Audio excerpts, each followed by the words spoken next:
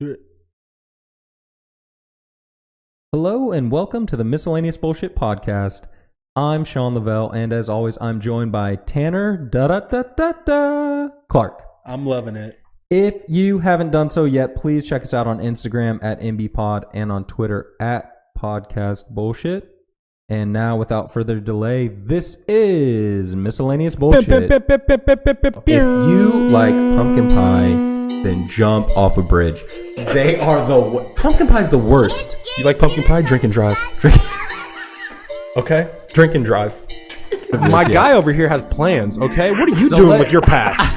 Okay? What are you doing with your past? Man, I mean, it sounds like he kind of has his shit together now, a little maybe. Although he is just hanging out with his buddy, drinking bourbon. But at least he admits that I was right. He was the worst.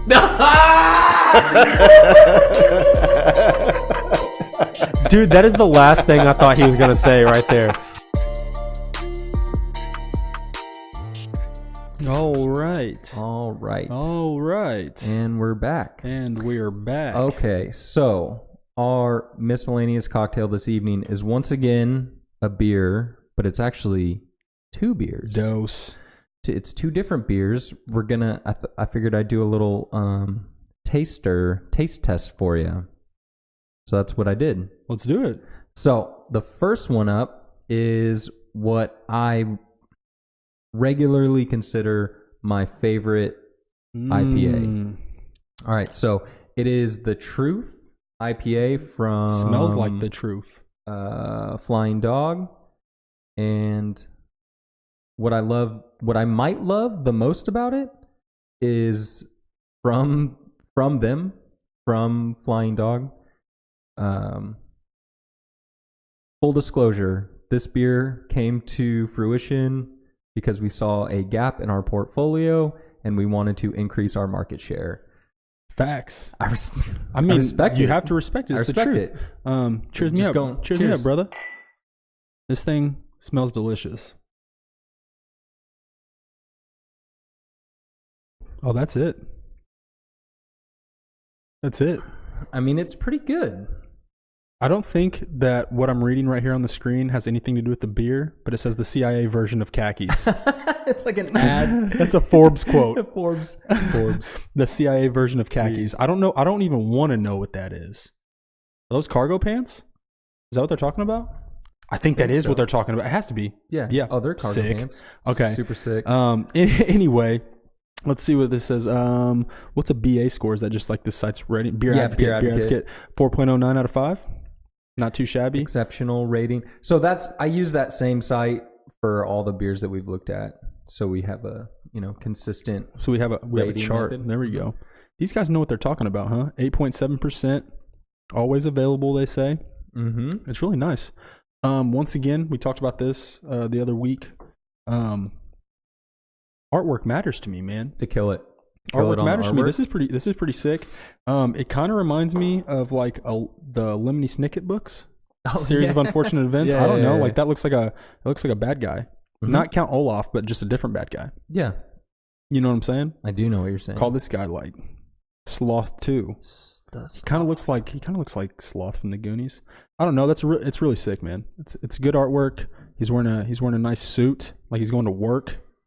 Like he's gonna ride the train to work, probably. Mm-hmm. Yeah, probably. Like maybe he lives in Brooklyn, and he rides the train. Mm-hmm. Or if he's in London, the Underground. The Underground, is that what they call it? Mm-hmm. That's what they call it. Dude, he kind of. Yeah, you might be right. Maybe he might be European. He could be. It would be weird because they do call it an American Imperial IPA. Everything about that dude screams European. Which, by the way, fuck off with that name. American Imperial India Pale Ale. What type of beer is this? This is an American Imperial India Pale Ale. You know what? What is the definition of Imperial? Stop. I don't know. Okay. I don't know. Some beer nerd out there is mad at me. Yeah. Because I don't have an answer for that. Absolutely. But it's okay. It's okay. All right. I think it has to do with Darth Vader. Probably, yeah. The Empire. The Galactic Empire. I think I'm right. I think. Don't fact check that. Sounds good. Just chalk it up as truth. Now you have the Star Wars nerds and the beer nerds just freaking out. I hate these guys. I hate these guys. These morons are talking again. All right. It's okay. You want to check out the next one? Yeah, sure. All right. We'll look at the next one. The next one is Hogwarts. Oh, no, it's not what it says. Hogwarts. The next one is from Bell's. It's the Hop Slam Ale. Bow. Hop Slam. Hop Slam. Bow. And it is, dude, I'm not even going to read the whole Hop thing. Slam it all in your mouth. I'm not even I gonna, bet it's delicious. Starting with 6 different hop varietals. See, this is why I like the other description. God, Bell's, starting they're with insane. 6 different hop varietals added to the brew kettle and culminating with a massive dry hop addition of Simcoe hops? hops. Maybe? Bell's Hop Slam Ale possesses the most complex hopping schedule in the Bell's repertoire. Oh my God, you pretentious assholes. Too pretentious. Selected specifically because of their aromatic qualities. Yeah, well, Okay. it's okay. Okay. Some grapefruit, stone fruit, not a thing, and floral notes, whatever. Pretty typical enjoy description it. there. Yeah. Cheers me up, brother. Cheers. I like how we both went to smell it at the same time. That's good. I do think it smells good. It smells different. It does smell good. And it tastes different. Mm-hmm. Dude, I've never had either of these. And this, honestly, I like the truth with you. Mm-hmm. I really do think this is next level. I don't know what this is. That's why. Both of them. What is this? So, you got a 4.45. yeah, it's reviewed really highly. Dude, what is this? The alcohol in this is nuts. It's 10%, bro. yeah, 10%. But this one is, if memory serves, 8.9. This is liquid Rooferlin. Yeah, 8.7. The truth is 8.7. This one's 10. So that's kind of part of the reason I chose these two to compare, because they're both big breweries, really popular, both with really high alcohol.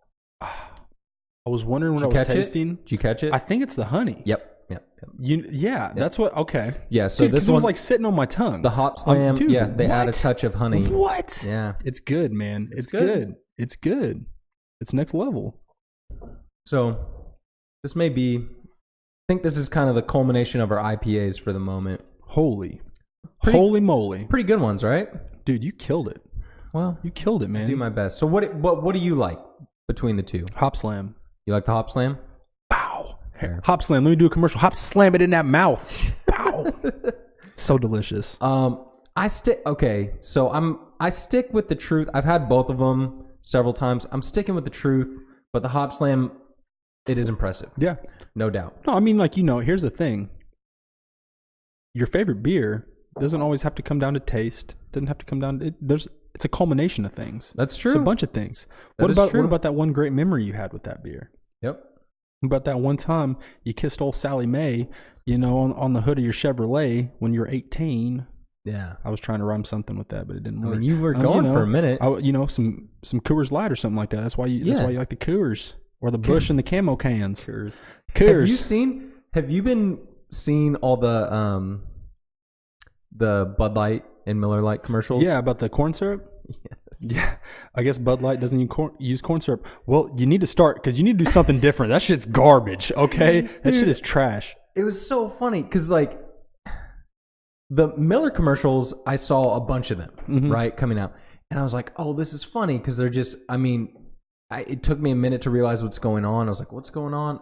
Oh, like total just trying to trash slamming the Bud Light. What is going on? Slamming the Bud Light. Where night. are we at nowadays? I don't know. And then I'm just sitting there watching, and then out of nowhere, I see the Bud Light answer, which honestly, if I'm being honest, it kind of feels like they drafted that shit up long before. No, like on the fly. On the spot. Okay, I got you. Like they saw the first one. I've definitely seen the Bud Light. I've seen almost all the Millers. I feel like if I haven't, then I've they have only 59. I've only seen the Bud Light one once, but it's like the king is sitting next to the fire, and he's sitting in the chair, and he just goes, Miller, I've heard your complaints, like blah blah blah, and it's like, whoa, like just that's a direct answer. It's a straight answer, but it's so short and there's not many scenes. I have not seen that one. They have a different one. Well, it's not like as direct. It's like they're like in like the Bud Light factory.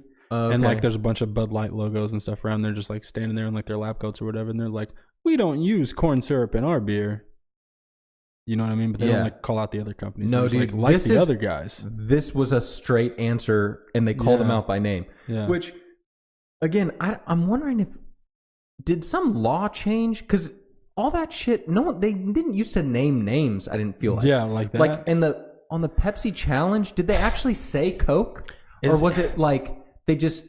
I mean, you knew it was Coke, but did they actually say Coke? Did a law change, or did people just stop being bitches? Maybe they stopped being bitches. I was going to bring this up, and you brought a perfect transition to it. I saw this meme the other day, and I've seen it a couple times, but this just is the perfect time. And it was like 2011, and it's like my favorite company just used the word "bae" on Twitter.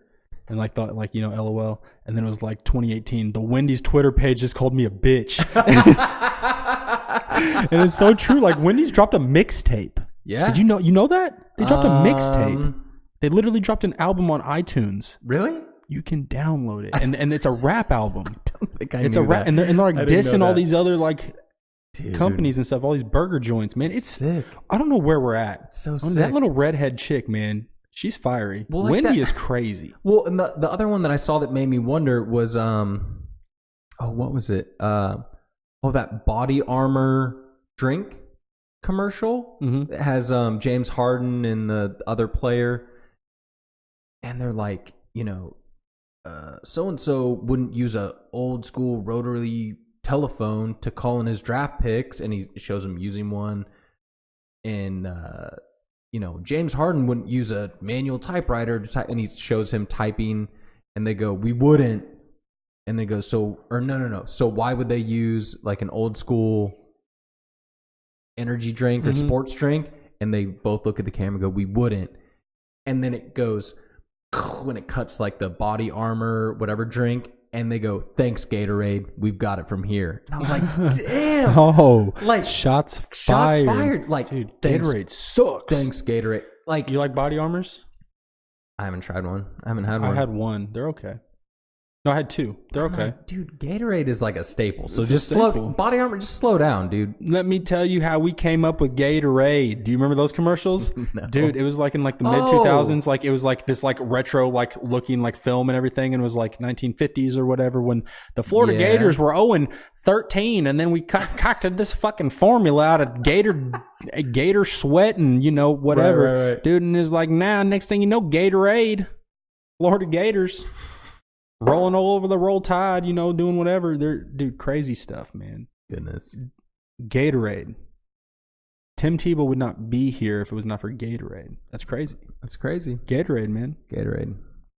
How did that even? Where are we at? I don't know. What are we doing, Bro, I have some BBB complaints for you. You want to hear them? Yes. All right. So bring them. So I went with a bit of a theme. We'll say that. It's a theme. It's going to be the Battle of the Diners. Oh, shit. All right. So local joints, chains. Big place, chains. Oh, chains. Big. Okay. All right. So before we get into this, can you answer? IHOP or Denny's? We're about to find out. We're about to find out. We're about to find out right now. Okay. For me? Yeah.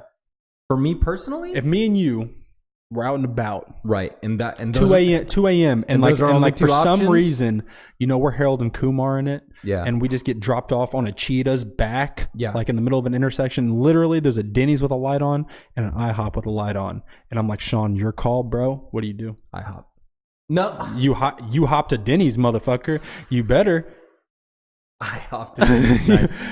You know what? Okay. I have a separate gripe with IHOP. Okay. IHOP used to have this thing on the menu. Wait, are they IHOP? They're IHOP? Did they actually change or no? IHOP. Do you remember that? Weren't they talking about changing? Or was that like a joke? I don't know. They were talking about changing to like International House of Food or something. I don't know. International House of Burgers. I don't know what they were doing. IHOB? Yeah, something like that. Stop I don't know. that. Maybe it was like just like a joke online. Dude, they had this thing on the menu. It was like a skillet, and Why'd you just buy a skillet? Go to Walmart to buy a skillet, bro. You don't buy one of those at a restaurant. They cook with those. Trust me when I tell you, it was legit. Like, it was legit. It was a skillet. Came out. It was like, dude. Was there food on it? Yes, there was food on it. It was like scrambled eggs. It was like scrambled eggs and home fries. Home fries, solid. And cheese. You're talking about thick cut and fried potatoes. Yes, that's what I'm talking about. For people who do not know what home fries are, you're nerds. Get out of here. Get out. Yeah. All right, get with the program. Next, keep going. Yeah, it was like scrambled eggs, home fries, cheese, gravy. That sounds pretty good. With a side of biscuits. It was like, and there was like sausage and bacon. Okay. It's like, get out of town. I don't remember what it's called. Yeah. They took it off. They took it off the menu? They took it off the menu. You can still order it, right? They have like a secret menu? Like, dude, just throw it on a skillet. Or don't put it on a skillet. Just put it on a plate. I'm being honest, I think I only went there one time. After? But you're not going to Denny's in replacement. You're just not going.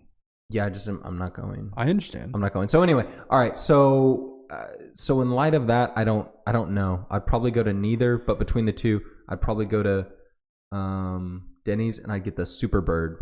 Ooh, the Superbird sandwich with the turkey? Yeah. Bro, you're a god, dude. Of course. You thought I was uninitiated? No. Well, I didn't know you knew. I know. I didn't know you knew, bro. Okay, so the Denny's in Henderson, I don't know how good it is consistently, but one night after I left here, man, I don't even know if I told you this or whatever. I left here like one night, one Thursday. Sounds about right. And I slid by the Denny's. Yeah. Ooh, treat you right? Slid by they treat me right. Slid by the Denny's. And I'll tell you what, there was one waitress in there. I had my Falcons hat on. So we can go back and find the exact night, motherfuckers. I had my Falcons hat on. Yeah. And I went in there and I sat down solo. 1:15ish at this point. And the waitress was real nice. She was also a giant, like an Amazon. She was taller than me, a solid 6'7". I'm a good 6'3", 6'4", and some nice shoes. She was a solid 6'7". Probably played for the Latvian like volleyball team or something at some point. Shout out Henderson Denny's waitress. I think there's only one in town, so you know who you are. Yeah. You're an angel. You treat me with mad respect. I like mad it. Respect, man. She was super sweet. But there's this guy in there with his lady, and I don't know if he was trying to be funny or not. But like they're sitting at the table right behind me. Man, they disrespecting her? Me try to disrespect me real you? quick. So check this out. Like I said, I have my Falcons hat on. That's why I brought this up, right? You're by yourself? And bro. You're by yourself, hey, man. But I was, and you went into Denny's solo, dude. I left the podcast. You weren't going. What are you? You weren't going with me. I texted 2J. I texted 2J's and he wasn't going. He was asleep. Dude, if the choice is between me not going and you going to Denny's by yourself, I might have to go. You don't think I can handle it?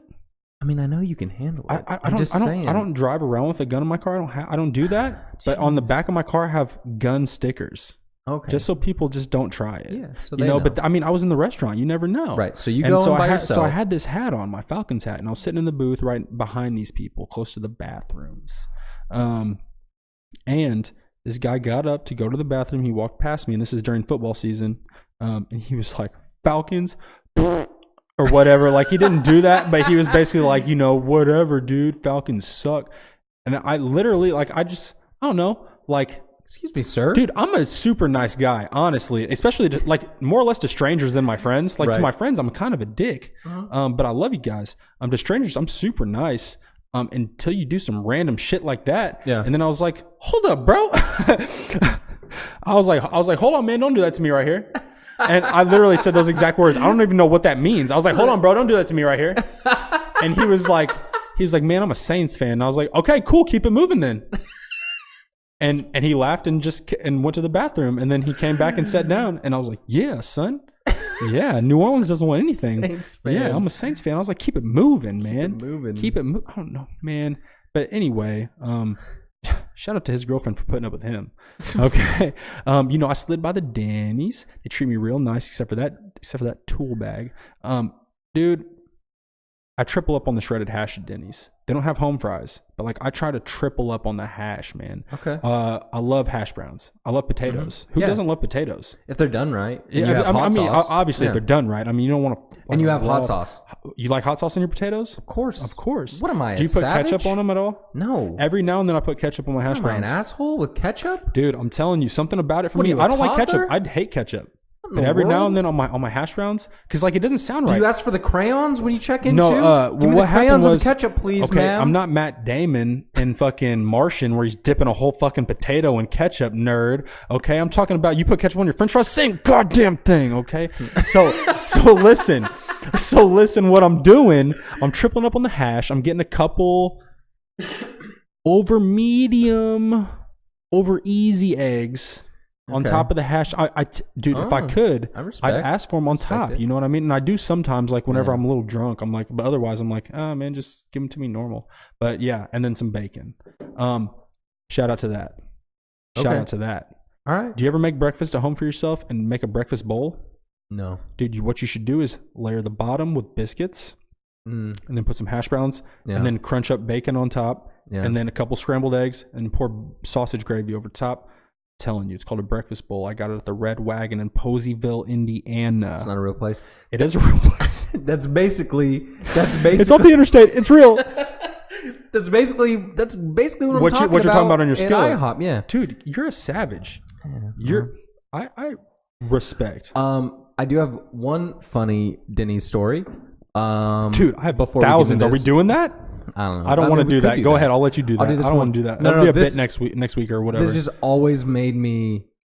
Anytime I think of Denny's, I think of this because of the. Were you drunk? No, I wasn't that's drunk. a random Denny story. So then. we went to Denny's and we went with like an average, like a large-ish friend group, like 12 7 people. Oh, 7. No, like 7. Like that's what I mean. Like medium. Average. Yeah. And this guy, they had this thing on the menu. Probably still have it. Scrambled eggs. Super catchy. No, it's Scrambled called eggs. No, it's called.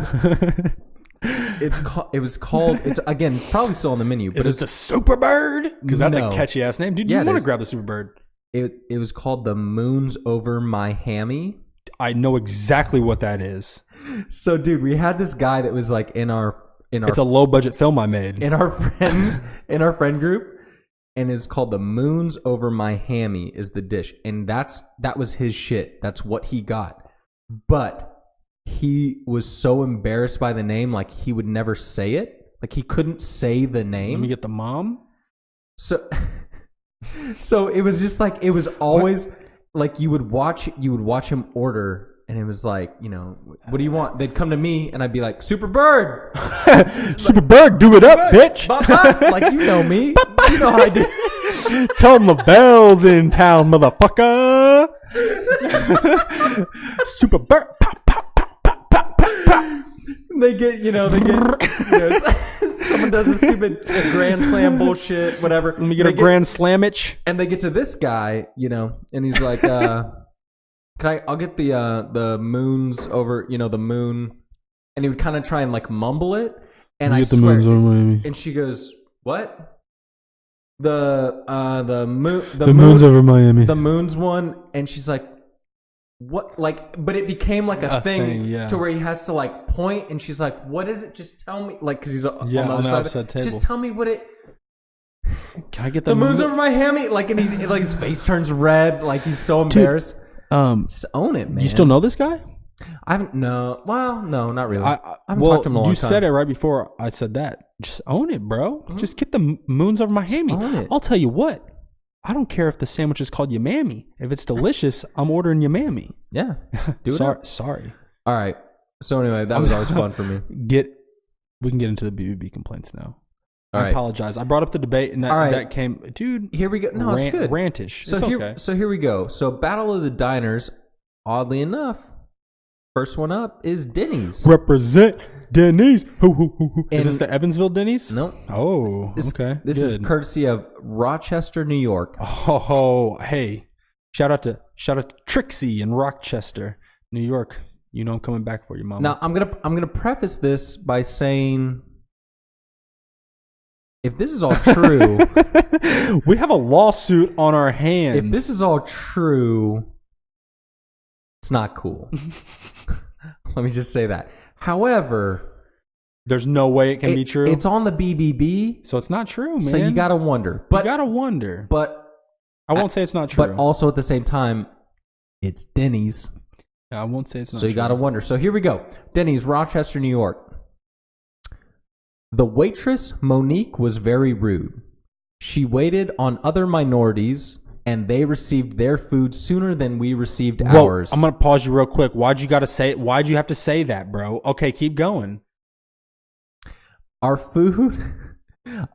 Once our food was finished, she neglected to bring my special needs child his food and laughed when she saw him crying and he didn't understand why she was leaving his food out. Okay. Is it much longer? Yeah. Okay, we're about halfway. Just keep going. We all had ordered burgers, and my youngest, mac and cheese, and my son didn't get his burger. I had to personally go to the chef and get my food off the counter. My burger this is weird, but my burger had hair and ham from a person and someone else's meal. This doesn't make sense, but that's fine. Okay, yeah.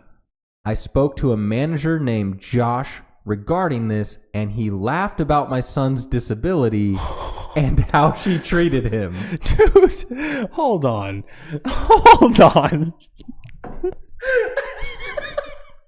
Dude, I'm telling you. Okay. Like I said, did she say what her son's disability is? No, she didn't say. Okay. And like I said, if that's true... Are you done? It's... here, I'll finish real quick. Finish real quick, and then, dude, I got a lot to say. He claimed he was sending me a gift card as a refund, and after 3 weeks of not receiving it, I called back, and he has been avoiding me every time I call. Ghosted, motherfucker. No response from Denny's. No response. Okay. Please keep that in the routine. Please keep the no response from Denny's. The way you deliver it every week is perfect. Okay. No response. Like I said at the beginning, if that is in fact true, it is fucked up. It's super fucked up and honestly not very funny.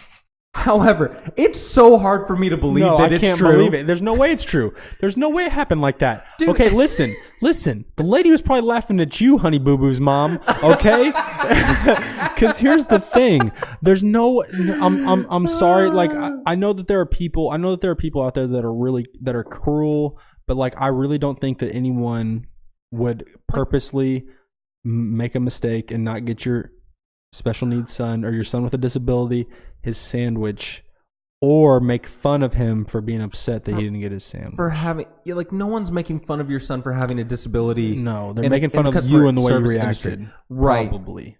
The other possibility, the other possibility is that your son's disability is he's just big. There is that. That's not what I was gonna say. Specify on his disability, please. And that's then true. Here, message back. Respond for them. Just add some information. God damn, I'm sorry. Go ahead, Sean. I'm the worst. I'm sorry. Like his disability is that he has ADHD or some shit. Yeah, like, dude, fuck. I know.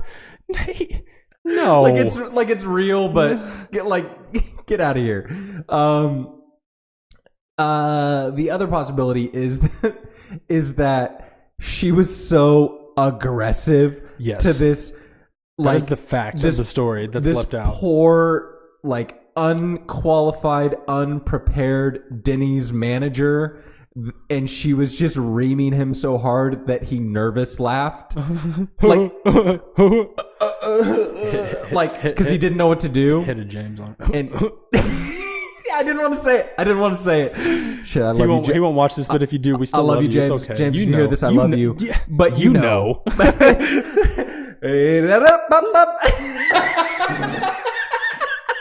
Yeah. It could have been one of those where you just can't handle it and you don't know what to do, and you do a weird, uncomfortable laugh, and then it's taken. I don't think it's either of those. I think this lady is just off her rocker. Bro, she's insane. I think so too. So that's Denny's. And another thing, man. First of all, be grateful for that ham. Yeah. Okay? You're good. That's an extra. Did you ever complain when Sonic threw a tot in your fries? Never. Or a fry in your tot? Never. Tots, sorry. It's a bonus. It's a bonus, It's a motherfucker. bonus. Okay, and even if it wasn't, even if it actually replaced and evened out with the tot or the fry, guess what? Adds variety. It adds variety. It keeps you on your toes. Mm-hmm. Yeah. Okay, you know what the hair did? It just added a little spice to your life. Okay, and God, You'd be all right. you're so ungrateful. Okay, you're so ungrateful. All right. They try to season it up a little bit. Next. Up next in the Battle of the Diners, we have Waffle House. Ooh, I forgot. Okay, we don't have one. You know what I mean? That's a southern thing. It's more in the South. Mm-hmm. Waffle House. Here's the thing about Waffle House. I love it. Yeah. I know what I'm getting. Okay. I'm glad you said that. I know what I'm getting. I'm glad you it's said like that. McDonald's. We talked about it. I'm glad you said that. You know what you're getting.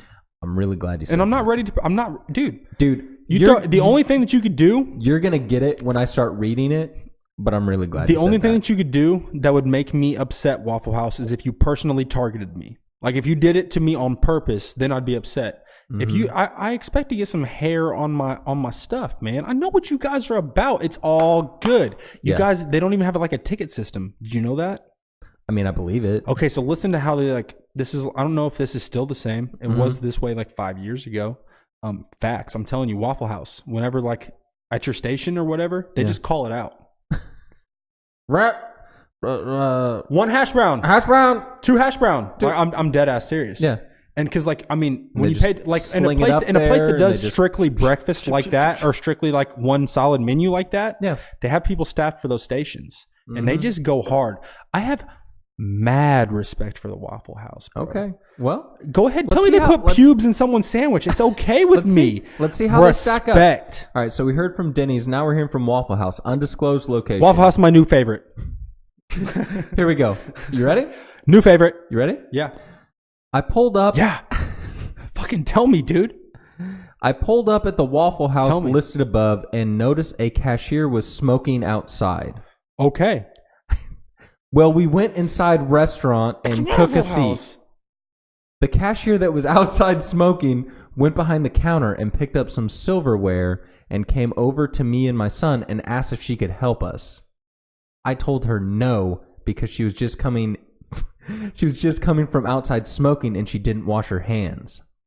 Well, she walked away and snatched up the silverware and threw it and got an attitude. Others working were looking at her and she walked away and mumbled something. She said, "Fuck you." Well, I got up and asked if she had a problem. She said she was going to wait on us, and I said, "No, that's not okay. I didn't deserve the attitude." And a customer seen this when cashier did this. No. Your BBB complaint is invalid. No customer seen that. They might have saw it. Also, they might have seen it, or he might have. Okay, go ahead. Also, food was not done at all. I was not happy at all. I want to be contacted by management. No. Waffle House response.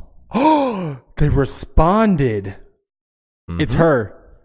Hey, it's me. This customer. Fuck you. Waffle House response. This customer contacted Waffle House's guest response line via email on 6/25/16 at 12:56 a.m. Eastern with the same comments as listed here. As of 6/26/16 at 3:25 p.m., she was contacted by a division manager who indicates she told him they're on it. She may not Sorry, I lost my train.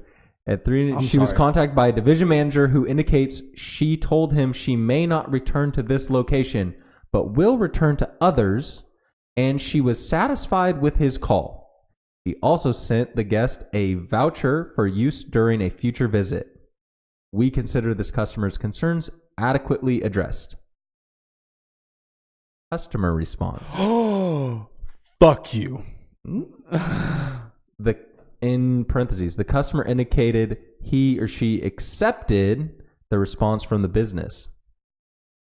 I was just pleased in getting a call from division manager. That meant a lot right there. You piece of garbage. Why are you wasting everyone's time, you fat mother... So you just wanted some free food. Yeah, I swear. So to you God. just wanted some free food. some free fucking food. You just wanted fat... some free food. Okay, I'm sorry. I'm okay. I'm okay with people being large. Not whenever they're also pieces of garbage. Okay, listen. This guy is a dick. Okay, this guy, whoever. Okay, sorry, this lady. I think it's a lady. I don't know. Does it say her? I don't know. I don't think it does, but it's a lady. I don't know. Whoever you are, where'd you say this was at? It was undisclosed. Alabama. Maybe. Dude. Here's where it goes. You know someone from Alabama. So do I. I know a couple people. You know at least one. You don't maybe know it off the top of your head, but you worked with them. Yeah. People from Alabama, man. You never know. This one's interesting because the last one's kind of cut and dry. This one's interesting because you can kind of break this down, right? I pulled up the Waffle House listed above. Notice the cashier was smoking outside. Now, you pull up to the Waffle House. Yeah. There's always going to be a cashier smoking outside. Yeah. 100% of the time. Any fucking fast food place or a Waffle House or a fucking anywhere. Guess what? People in the restaurant industry smoke cigarettes. Yeah. And they're going to be smoking outside. Constantly. Probably right in front of the door. Yeah. With zero regard. Because it's the Waffle House. It's the Waffle House. If that bothers you, don't go to the Waffle House. Don't go to the Waffle House. Now, if you, for some reason, you haven't been, like I hadn't been to the Waffle House until, I moved out here. It wasn't in California. I hadn't been to one. Is there a Waffle House around here? Where's the closest one? You have to go. There's one in Kentucky for sure. Oh, for sure. Yeah, there's. I pass them on the way to Lexington. Yeah. There's definitely one in Lexington. There's some in Louisville. There's probably one. Okay, Louisville. There's one in New Albany before you even get to Louisville. Yeah. There's probably one in. Yeah, holy it's shit. all over the place. Okay, yeah. So if for some reason you haven't been, and you pull up, they're smoking a cigarette out in front, and that's gonna bother you. Fucking. Don't go in. Keep it moving, bitch. Just don't go in. Okay? Go to one of the other 50 places that are probably on the same strip of road. Hardee's has a good breakfast. With honestly probably better food. But whatever. If you go to the Waffle House, you take it back. You're expecting that. That's all I'm saying. Yeah. Okay, so and then it's okay. But here's where it went real sideways. He walked away, snatched up the silverware, threw it, got an attitude, mumbled something. I got up and asked if she had a problem. Yeah, why are you being confrontational? Whoa. Why are you being confrontational about it? Just leave. Just leave. What are you doing? Just leave and do what why you did anyway. Why are you making a scene in the restaurant? Yeah, those of you who know me, you're not going to be happy there. I'm not going to do that. You're not going to be happy literally, there. Unless it's like the only place I could ever make a scene, and I wouldn't even do it there typically, is if I was like hammered at 2 a.m. and the circumstance just came around itself. You know what I mean? Just like dude, you're literally out of your mind. That's the only way, but like not like at the fucking Waffle House. Here's how it works in any food establishment. Yeah. Ever. Yeah. From the break it down from the worst. Tell them to the very best. Yeah. Here's how it goes. You're on your best behavior. You say please and thank you. Regardless. That's it. That's the only thing you do. That's all you need to do. And if you're not happy, then you leave. You leave. Or maybe on your way out, you ask for like the manager on your way out. Yeah. And then I guess you go to the BBB. But you're not staying. You're not starting a confrontation with the server. What are you going for, man? I don't think your son has special needs. That was the last complaint. That was the last one. Okay. But it doesn't matter. I'm just saying, like, you don't create a confrontation in the restaurant. You definitely don't. You definitely don't. Well, okay. You don't create a confrontation anywhere, especially like with any employee or any manager. Period. There's a caveat, and it's an important one. And like the thing is, if the lady really did get an attitude, like okay, first of all, she always had an attitude, whether it be good or bad, who knows? But if she got a bad attitude, and started cursing she could have. She could have. All of that could have happened. She could have. Even if she did, is what I'm getting at. Like, just dude, just leave. Leave. Ask for management. Leave on your way out. Whatever you want to do, but don't confront her. No. What good's that gonna do? The caveat with the thing is like you shouldn't do anything ever. But the caveat, the asterisk is before you have your food. Right? Yeah. Like you don't fuck with people that bring you food ever in any situation ever. So it's either you're happy, thank you. Thank you, darling. Thank you. Yep. Appreciate you. Love it. Oh, you've been so wonderful. It's that. You're doing that or leave. If you can't do that, then just leave. Leave. Okay. So anyway, leave. that's Waffle House. So we've done Denny's. We're going to IHOP? Mm-hmm. We certainly are. IHOP. Undisclosed location. I want to know. I know.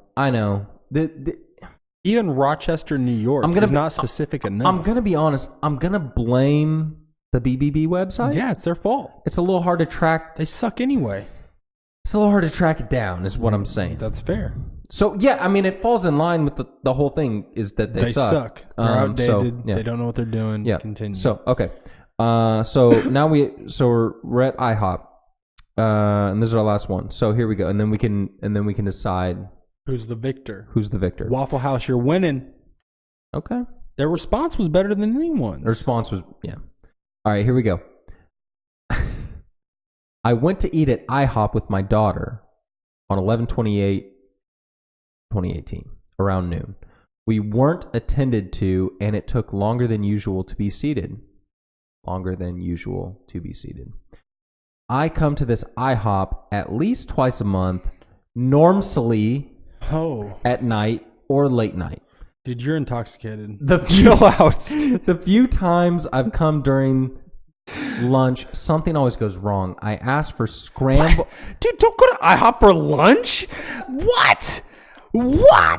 Dude, I'm glad you said that because honestly, that was a train of thought. Like that was like on my mind earlier when you brought up Denny's. I was gonna bring it up because like I know a couple people that do that, like go for dinner or go for lunch. Dude, stop. Yeah.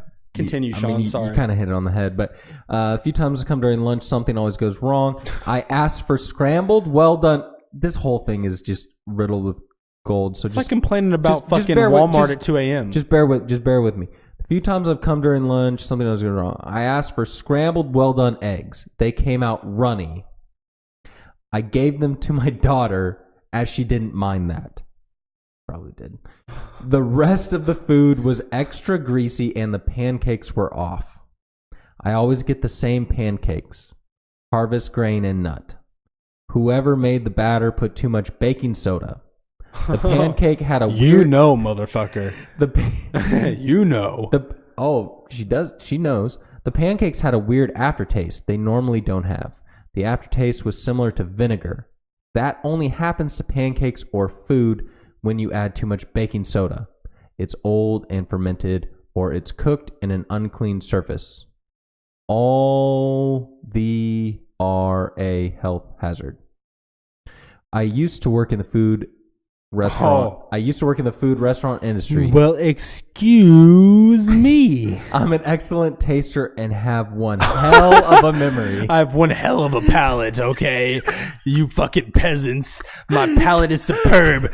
Gordon Ramsay compliments me on my palate constantly. No one can taste a blueberry in a pancake better than I. Not once when I have ate there at night do I have a complaint about food, but every single time you're drunk. During lunch it's off. After I ate there, I felt very nauseous, and guess what? As soon as I got home, I vomited. If my body is rejecting it, then something wasn't right. What? I am tired of paying for horrible food. The server was more than helpful, but if your day cooks can't do what your night cooks do, replace them. I called the business 3 times. Once I vomited and they didn't answer. The call was hung up. No response from IHOP. Is this IHOP? Your day cooks suck. Okay, this is a woman. Oh, it's definitely a woman. There's no question about that. It's got to be a woman. I'm sorry, ladies. This is a woman. It's definitely a woman. You agree.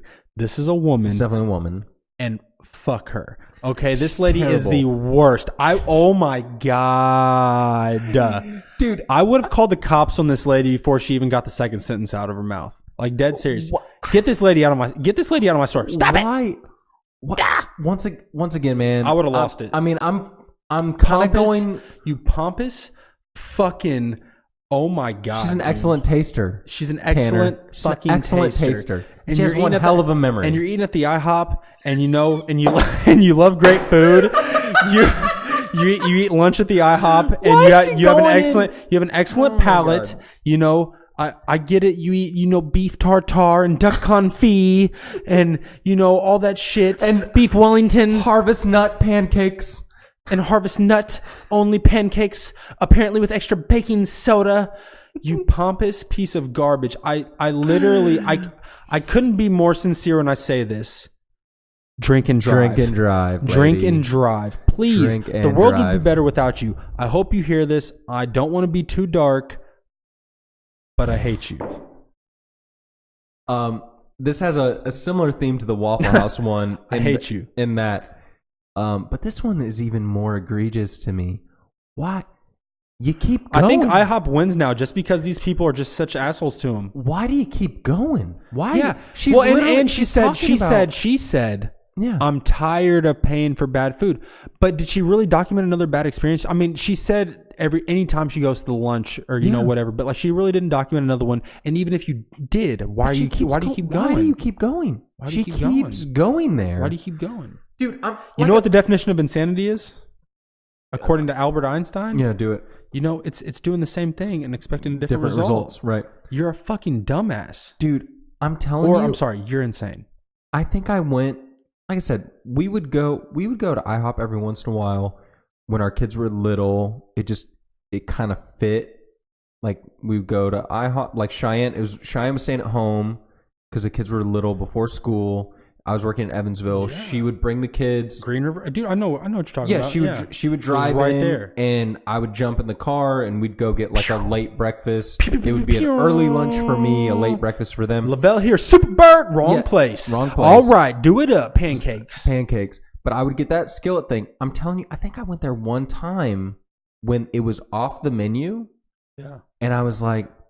I think we went one more time because the first time we went, it was like they had took it off the menu like fresh, like last week. Yeah, and I was like, "Ooh, just missed it." And I was like, "Hold on," and the server was like, "I know they've redone the menu. It's total bullshit. It's coming back, maybe." And she was like, "I hope." Yeah, she did, and I think we went back one more time and just to test it. It was the same thing, but like try it. like a month or 2 months later, we went back. And it was the same bullshit. Fingers crossed in the car. And then when I went back after that? Never. I don't think I've been back since. That was like fix it. It was like 4 years ago. Dude, I'm not. Because here's the thing. Am I going back today? No, I'm not going. You and I, we're not bad customers. IHOP. We're not like this. No, this fucking tool, this douchebag right here, this lady who's just trying to rip you to shreds. Yeah, help us out. Yeah, you know what I mean. Help us out. You're not helping me out, but you're kind of, because you're helping my buddy out. Bring the skillet back, man. I mean, I'm not patronizing you guys. Like, I'm not going there. Sorry, that's not the right word. I'm not going there anyway. I'm not a patron to your establishment. I'm not showing up. I'm not going there anyway, but just do it for my buddy. If they bring the skillet back, I'm telling you, I'd be back there. Okay. But they didn't. They didn't, so I left. I'll shoot this their way. Yeah, I'll shoot this their way. Let them know. Send it out. If let them know if you know someone. IHOP the victor. You with the cigarette fingers. You think so? I think so. I think we won. You think IHOP takes it? No, sorry, Waffle House. Yeah, you're right. I think House. Dude, because IHOP has a bad rap with me now because I can't get the harvest nut pancakes. Or dude, the harvest batter nut pancakes, whatever they are. Dude, what the fuck? Where? I'm just saying. I will just say, get pancakes. Like you said, dude. Waffle House is on it. That response, dude. Timely fuck response. You. And we have timestamps. Timely response. Yeah, with timestamps. Personal touch. Division manager calls out. Yeah. I'll tell you what, my BBB responses are on point, and I don't even have timestamps. They have timestamps. So it sounds like if you took your special needs son to Waffle House and the server laughed at your special needs son, at least you're getting a call from the division manager. At least you're getting a call from the division manager. Waffle House is a great establishment. Great place to be. I'll tell you what. And they'll take care of you. I don't know if you know this or not, but they're actually, dude, they're the top food company, period, in the world. That's not true. No.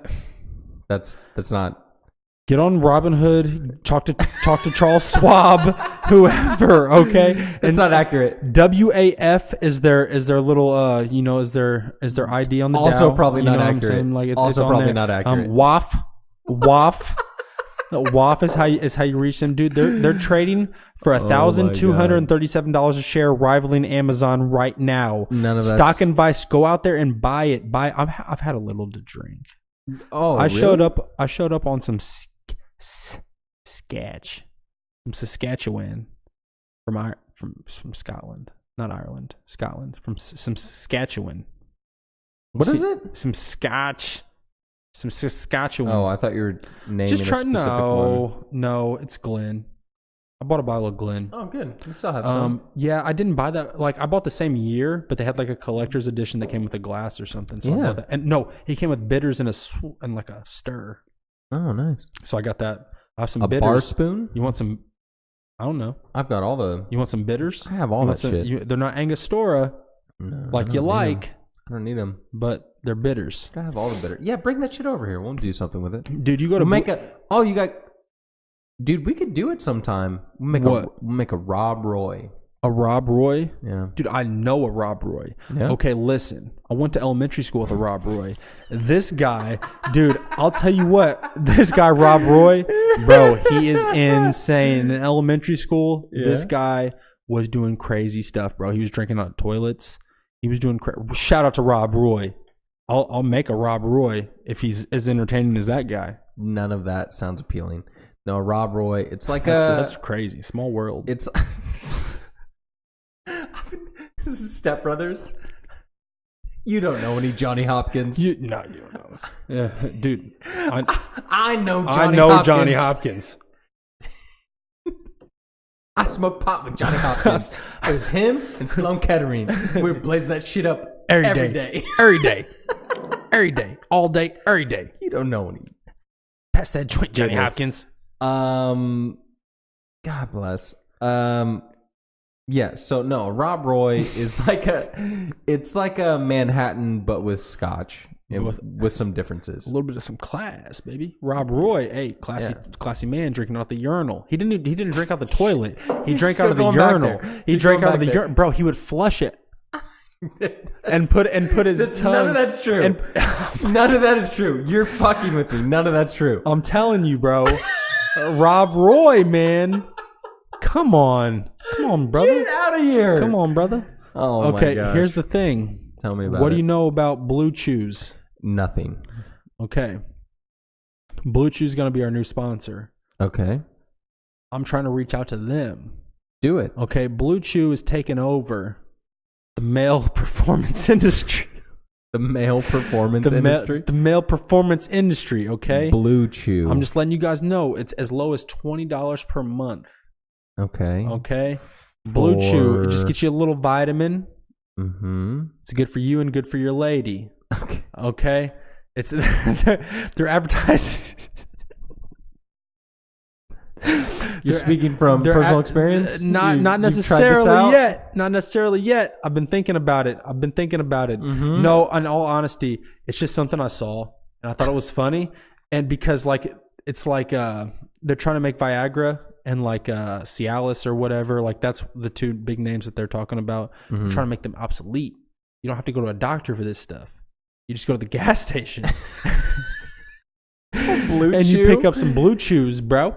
Okay, they're like a little chewy vitamin. I think they're blue. They're probably blue. I'm certain they're blue. Well, that I'm certain they're blue. They got to be blue, right? Dodger blue, probably.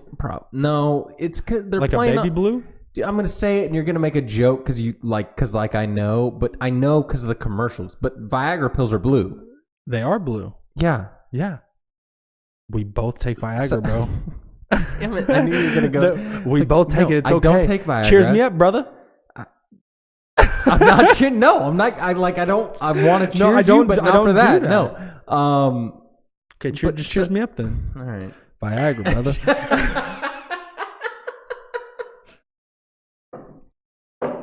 It's good, man. It's good. No, I don't know. Like I said, I didn't have anything, but I see what you're saying. They're making a play because the blue pill. That's what they call it, the blue pill, right? Right. The blue pill. Yeah. So you chew up a blue pill. OTC though. Over the counter. Over the counter, yeah. Over the gas station counter. Yeah. Get it your 7-Eleven, your BPs, your Chuckles, No, your we Hucks, should do your Thorntons, your Motomarts. We should start our own. We should pick up some Blue Chew and then have, maybe we don't need to pick it up, maybe we just get it online. But BlueChew.com. We'll get the label. Yeah. And we'll get Dr. Drugs in here to analyze it for us. Oh, we do need to bring Dr. Drugs back. Yeah. Is he open to the idea? Or does he hate me? I think so. No. He doesn't hate me too much? No, he had a great time. No, we kind of talked. We kind of talked Dr. after. Drugs back here. No, he's cool. Okay, we'll bring him back on here. You see this trailer for Toy Story 4? No. Okay. I haven't watched it. You haven't watched it? Do you think the internet works well enough right now for us to pull it up? Yeah, probably. If it does, I mean, you should definitely pull it up. I say Toy Story 4. Is there a little bit of pep in your step? You like that? Is that cool? Is that cool to you?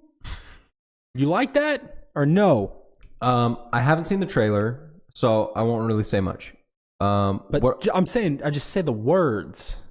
No, when you say the words, confusion is what I get. Confusion. You thought you got a trilogy. Toy Story 3. Toy Story 3 was garbage? Or not as good as the others? Because I don't think it was complete garbage, but it wasn't as good as the others. As far as animated films go, I think it was pretty good. I felt like it was like, I mean, it was fantastic. You thought so? Yeah, I thought so. I was going to say, I liked it. Like, I thought as far as, like, I didn't like, it's a nostalgia thing for me. I saw it in high school, I believe, if I remember correctly. And, you know, like, it is what it is. It's not as good as the first one to me. I mean, for me, it was like, okay, Toy Story comes out. See if you can load it up real quick. Toy Story comes out, changes the game. It's here. Okay, it'll work. It'll play, okay, yeah. You're good. Toy Story comes out, changes the game, right? 100%. Mm-hmm. Changes everything. You got a friend in me. Worst part of the movie. But okay, sure. Changes. I hate you so much. I just poured my heart and soul out to you. Completely changes the game. Changes everything. Changes everything about kids' movies. Changes everything about animation. Changes it in an instant. Changes it. Tom Hanks. Toy Story 2 comes out. Tim Allen. Which was, yes, which was kind of disregarded up front. It was originally going to be a direct-to-video. Disney wanted it to be a direct-to-video. Okay, so I'm glad you said that. Yeah. You brought, because you're the film guy. You know a lot about like that kind of stuff. I don't remember that, like, exactly how it happened. I remember, sorry, I'm a little drunk. I did not see it when it came out though, immediately. I did not, because it was not like a hyped release, and even if it was not received well. It was. Was it received well? I'm saying like before it came out though. Yeah. People were excited for it. I mean, I don't know about before it came out. I was gonna say I don't remember, like, I just don't remember there being hype around it, I guess is what I was saying. Maybe people really liked it because I ended up liking it when I saw it. I don't think I necessarily saw it in theaters, but I mean, I probably did. People didn't see Scarface in theater. Cult classic. No. But it was originally because like Disney, all of Charles Manson, cult classic. all of Disney's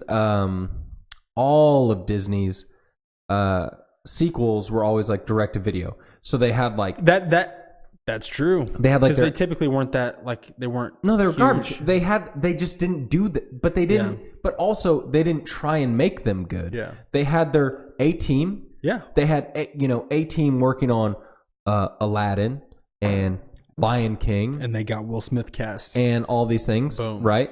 And then they had a B team working on The Return of Jafar. Yeah. And The Lion King 1.5 or whatever that bullshit was. I remember that, actually. Yeah, all this stupid stuff. Dude, and it was you bring things. Okay, yeah, keep going. It was always direct to video. Memories. It was always direct to video. You're a wizard. But it went to the B team. Yeah. And it was, they were like, fucking do this shit. And it had just get us whatever money you can, because we're not going to give you any money to do it. It was a cash grab. Yeah. Yeah, we're not going to give you much money to do it, but people are still going to watch it or buy it. Because it was established characters. Yeah. And so it's just like, hey, we'll put out we'll put out this shit. I was gonna say even like the Lion King, like they were not popular. That's why this remake, like this revamp or whatever, is gonna be like kind of big because it's like they're putting money into it and stuff like that. Yeah, and so it's huge. I see what you're saying. Well, now they're doing live action remakes. It's live action remakes on everything. Is Beyonce in it?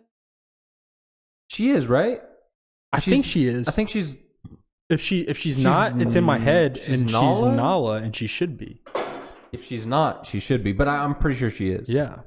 Sorry. So anyway, so Pixar, so they changed the game of Toy Story, and then they kind of changed the game with Toy Story 2, where they made a sequel, but they did a theatrical release, and they didn't really give it to the B team. They kept it with the A team, and they said, no, we want to do it right.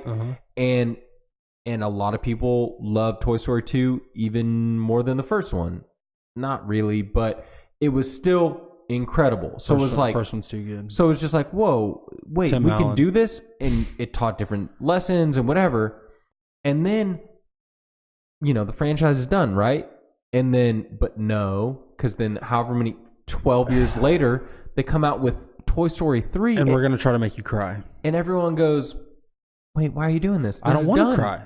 And they go, no, we're going to make you cry. We're going to do Toy Story 3. Yeah. And, Andy's grown up. And there's all this stuff. And you're like, whoa. And he's going off to college. Dude. And you're like, and it ends in the best way possible, in my opinion. And so why are they going to fuck it up with a fourth? Well, okay. If you're going to... I think Andy's going to be a creep in the new one. If you're gonna Dahmer. If you're gonna make one, Andy Dahmer. If you're gonna make one, you should just make one. But if you don't just keep adding on over time. But if you have to make two, do it right. Do it with a plan ahead of time. Do it right. Saying. Yeah. And then and then a third makes sense. Toy Story 4 is a cash grab. But if you're making 4, you might as well make 6. Yeah, or 10. Yeah. Like what do you 4? Because 4 cannot be the end. What are you doing with 4? 4 can't be the end. You can't make 4. Like even is there any movie that stopped? Is there any movie that stopped at 4? Fast and Furious should have. Bro, we need analysts. Stop. Don't try and bait me with this Fast and Furious shit because you're wrong. Okay, whatever, dude. You're wrong, Would you go to Pizza Planet if it's a real restaurant? In a heartbeat, right? They opened a pop-up shop and it didn't work. About this. I know, it didn't work. No. We talked about this. They have the Pizza Planet in Disneyland. No, but they actually opened up a pop-up shop too at one point. You can't do a pop-up shop of Pizza Planet. That's what they said. You can't. You know how those hipsters are. Out in Cali, bro. You're from there. Yeah, I know. They just open these random fucking pop-up shops. I get it. It doesn't work. Doesn't work. Not for Pizza Planet. It's a planet. It's forever until the sun says no more. Until the star is like, no, we're not sustaining life on this planet anymore. Doesn't work. Pizza forever. So all that being said, I don't get Toy Story 4. I don't get where they're going. Again, I have not watched this trailer, so I'm curious to see where they're going. Pull it up. Yeah, let's watch it. All right, here we go. Lil Bo Peep. She's going hard. Everyone, Bonnie made a friend I'll bring it up on here too. Oh, she's already making friends. No, she literally made a new friend. I want you to meet Forky. Hi. Hello. Hi. He's a spook. Yes, yeah, I know. Forky is the most important toy to Bonnie right now. We all have to make sure nothing happens to him. Woody, we have a situation. I am not a toy. I was made for soup, salad, maybe chili, and then the trash. Buzz, we've got to get Forky. Affirmative. Why am I alive? You're Bonnie's toy. You are going to help create happy memories that will last for the rest of her life. Facts. Huh? What? Oh, yeah. Who's the voice of Forky? Dude, Forky. Forky, come on. I didn't hear. Hi there. My name is Gabby. We can't stay. Yes. Keanu Reeves has a voice in here. Woody, behind you. He's John Wick. What are you doing here. No time to explain. Come with me. We need to get back to our kid. You see her? Bo Peep's a boss, They bro. made a big deal about Bo Peep wearing pants instead of a dress. Yeah. It was like a big deal. Feminism, bro. Yeah. Come on, dude. Woody, Me too. aren't we going to Bonnie? Bo Peep. We have to find them. What do we do, Buzz? What would Woody do? Jump You out just of a don't moving understand. vehicle. Let's go. Yeah, you gotta go, you gotta go. You know, you've handled this lost toy life better than I could. Open your eyes, Woody. There's plenty of kids out there. Sometimes change can be good. You can't teach this old toy new tricks. I don't know, man. Surprised. Bonnie? We're going home, Forky. Yeah, so it's about Woody and Bo Peep and Woody and...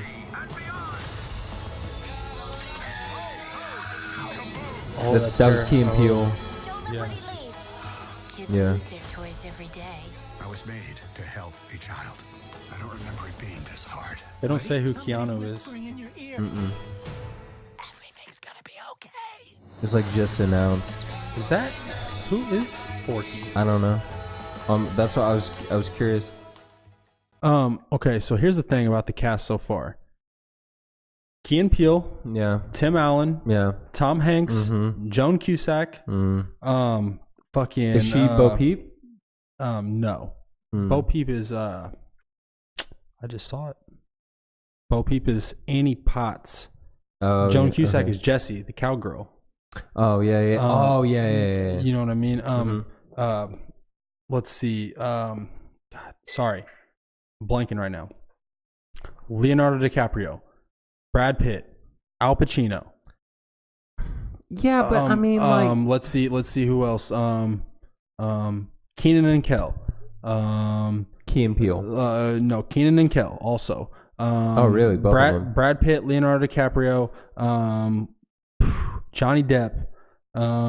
Let's see, Morgan Freeman. Let's see, Samuel L. Jackson. Let's see. Are you just saying actors now? Denzel Washington. Are you just making it up now? How long ago did you start making it up? What do you mean? Halfway through that, you started making it up. I start at the beginning of it.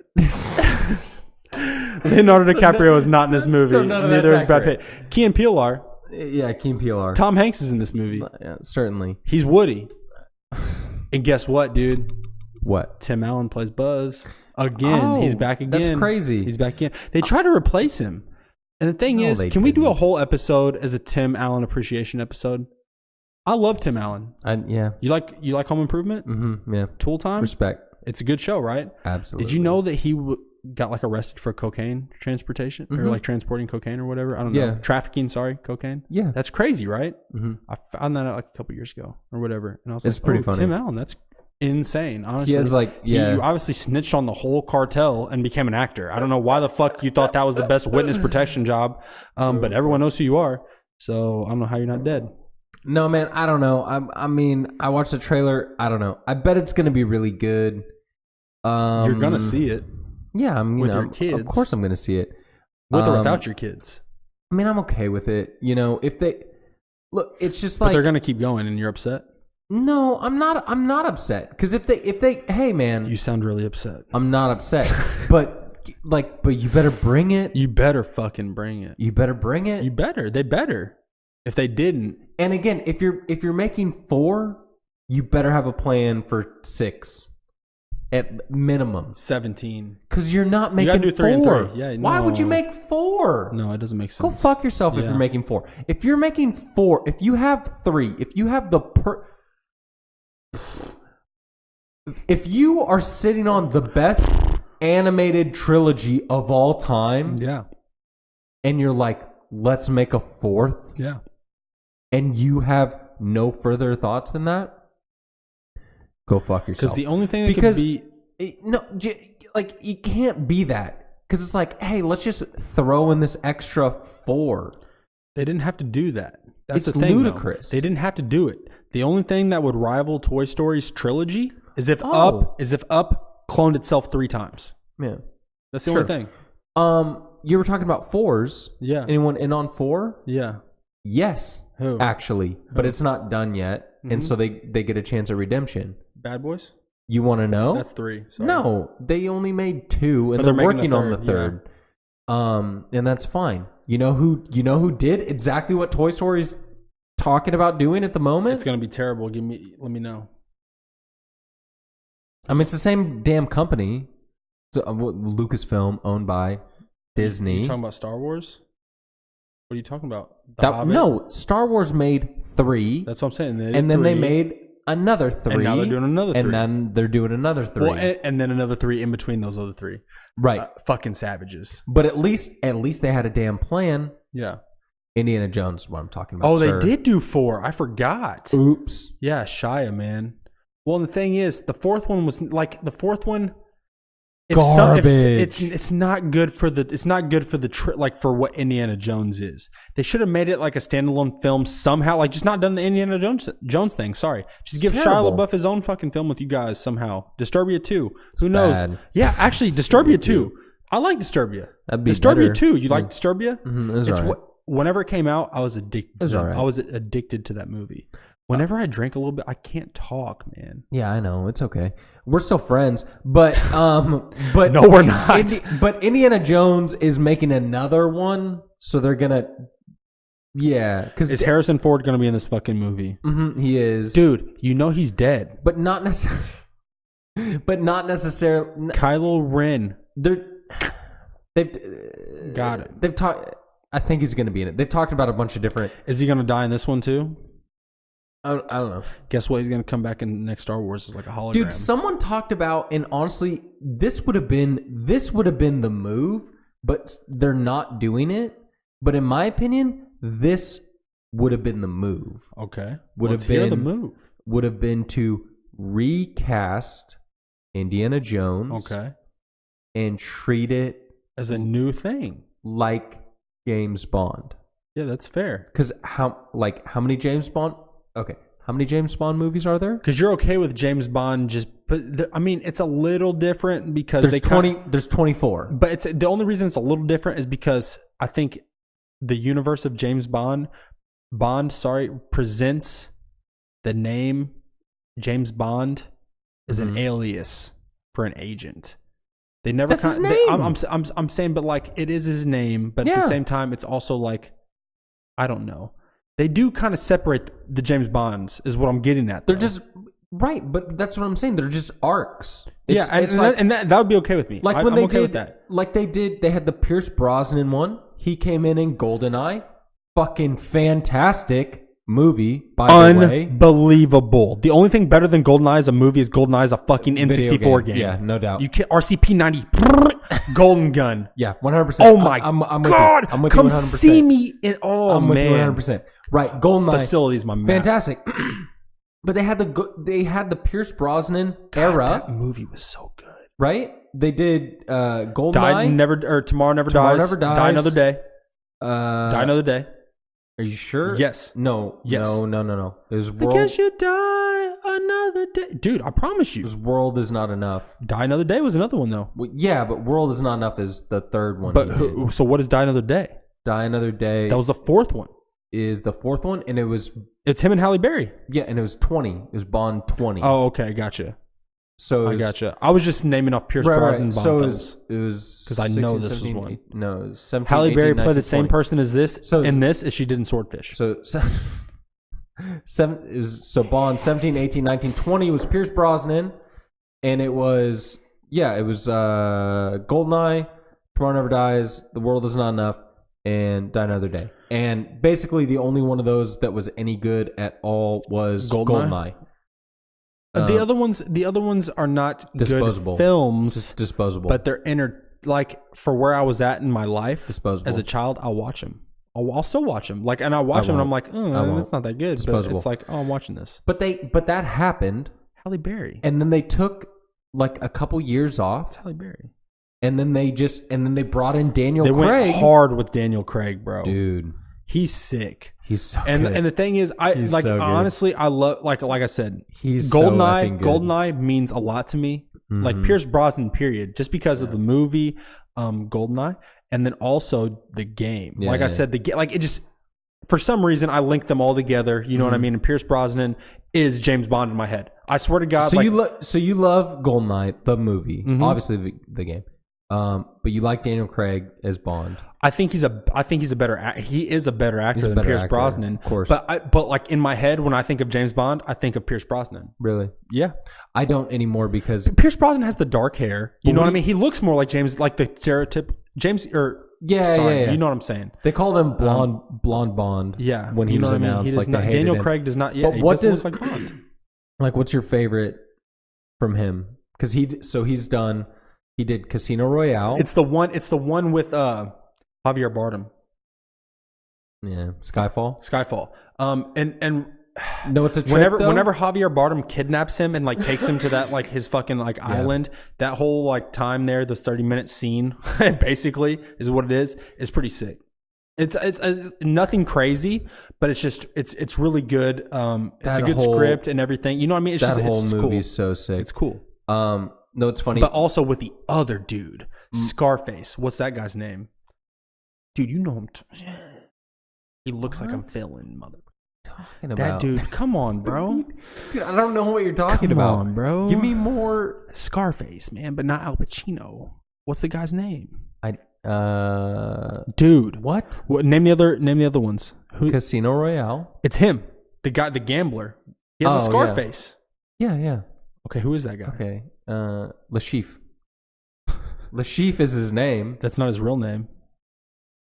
I don't know. Mads Mikkelsen. Yeah, I don't know the actor's name. So, dude, first of all, no one spells Lashif like that. You fucking prick. What's funny is Scarface. Casino Royale. Yeah. That's the first. It's the first one. Okay, right? so the first Pierce Brosnan, I love. That's Goldeneye, right? Yeah. The first Daniel Craig is Casino Royale. 2006. Yes, it is. And they're directed by the same dude. Really? That's weird. They would rehire, like that. He would do that. Mm-hmm. Not maybe that he directed by the same rehired dude. him, but that he would do that again. Yeah. And he didn't direct any of the other Bond films. Just those two. Just those two. Hey, let me set this shit off right, son. Right. And let everyone else fuck that shit up. Right. Exactly. Okay. I mean, but you like Skyfall though? Yeah. So Casino Royale has like a special place. It's one of those like nostalgic. I just like Javier Bardem a lot. Yeah. So Casino Royale is scary. Casino Royale is always going to be my favorite because it's combining Bond, which I love, and poker, which I love, dude. And like I have something else to say about that movie. I have a very specific. Like I was taking film classes at LA City College, and we talked about that movie in class. Mm-hmm. Or, teachers it links to something. Teacher talked about how amazing it was. I was living in Long Beach. I drove to Santa Monica. You played poker with Daniel Craig. Exactly. No, but I went to Santa Monica. I watched that movie by myself just because I wanted to see it so bad, and it was in theaters. Like I have the whole thing is very vivid. Yeah, absolutely. Go ahead. The only thing I was gonna say I don't want to get too graphic, but you want to see me really, really excited? If I could somehow come up on the poker chips that are not chips. Oh, the plaques? The plaques, bro. Dude, boing! We can get them. I'm telling you, son. We can get them. Bang! What like a rocket, man? Are you kidding me? Those plaques? That's sick, dude. Because they actually use those. You know what I mean on WPT and shit like that. It's a real thing. Boss move. Throwing those plaques in. We can get them. What do you mean we can get them? We can get them for our game. If you ever show up, shut the fuck up. Hey, if I get the plaques, will you show up to poker? Dude, can I get my name engraved on one? No, bro. And a fucking poker champ? No. Poker champ? You're not. Fucking poker champ? One, you don't even show up to the game. Two, you're not the champ. So, no. Fuck you. But I'll fuck Gower. Whoever thinks of the champs, Gower, you could have popped up tonight, and you're a couple houses away, dude. Come see me. If you want to play cards, let's go. Poker champ. He probably is the all-time champ. I love you, Gower. I don't it's like. Okay. I don't I'm gonna like take to your admit spot, it. though. I'm gonna take your spot. I don't like to admit it, but he's take your spot. He's probably one. That guy's ate up, man. My wife is probably two. and you're last. You I'm nerd. probably dead last. You're dead last. You know why? Yeah. Because you pay the mortgage on the house that we play at. Yeah, no You're doubt. Dead last. You're dead. You're dead last. I'm definitely losing. You see that new Tarantino? Yeah, I watched the trailer for that. Yeah. I've been following that for a hot minute. You and me both, brother. Are you excited? Yeah, Of course, right? I am. I hear. There's a rumor that he's only going to do 10. He wants to do 10. And this would be his 9. 10th. I think No, it'd be this his would 9th. 10. Apparently, he says Kill Bill is 1, so it'd be his 9th. I mean, like that's like a Tarantino. his You know, own he's a fucking fucking rules, dumbass. dude. First of all, They're Quentin his own Tarantino. rules. I know you're not watching this, but you're kind of a prick. He's definitely a prick. Like, he's 100% a prick. I don't know you, but yeah, just from all the information I've gathered and just from, my general perception of what's going on in the world, you're a prick, dude. Chill out. Yeah, he's a Chill prick. out. You made Uma. Apparently, he made Uma. Like that car wreck scene. Have you seen that shit? Yeah. Is it true? Are you not on board with that? Go say what you're gonna say. Apparently, he forced her into doing that scene or what? Like she wasn't comfortable with doing it. First of all, she wanted like a stunt double or something, or her people or her suggested a stunt double, and he was like, "No, it needs to be you because I'm a fucking genius." You ever seen Roman Polanski? I'm similar, not with film though. Anyway, that's what he was saying to her, and she was like, "I believe you, Quentin. Okay, I'll do it. You're a genius." And she got in the car and got in a wreck, like the scene was supposed to be, and she got hurt. Yeah. Oh, I know. She got hurt. I know. I'm not a big Uma Thurman fan. Get her off the earth. I don't care. I like her. I mean, but yeah, that was sketchy. No, but he's definitely a prick. There's no gotta doubt. be. How How many times did he say the N word in Reservoir Dogs for no reason? You didn't have to say that. But like, dude, to do that's just life, man. I don't think. No, I don't care, dude. I'm not saying anything about that scene. I'm saying that, but at the same time, don't get me wrong. He gives me $40K. I'm hopping in that car. I'll do crash test dummy shit. Are you serious? He's I think there's something about that though. Like the guys that really, make a impact. They're all pricks, right? Yeah. Yeah. Yeah. I don't know. Let's name a few of them. Quentin Tarantino, Woody Allen, Roman Polanski. They make an impact. Fuck you. Damn it. You're such a prick. You're such a... Oh Very gosh. similar guys. Similar guys. They make movies. Mm-hmm. No, I'm excited about that movie. I'm excited about that movie because I like Hollywood movies. Yeah, you do.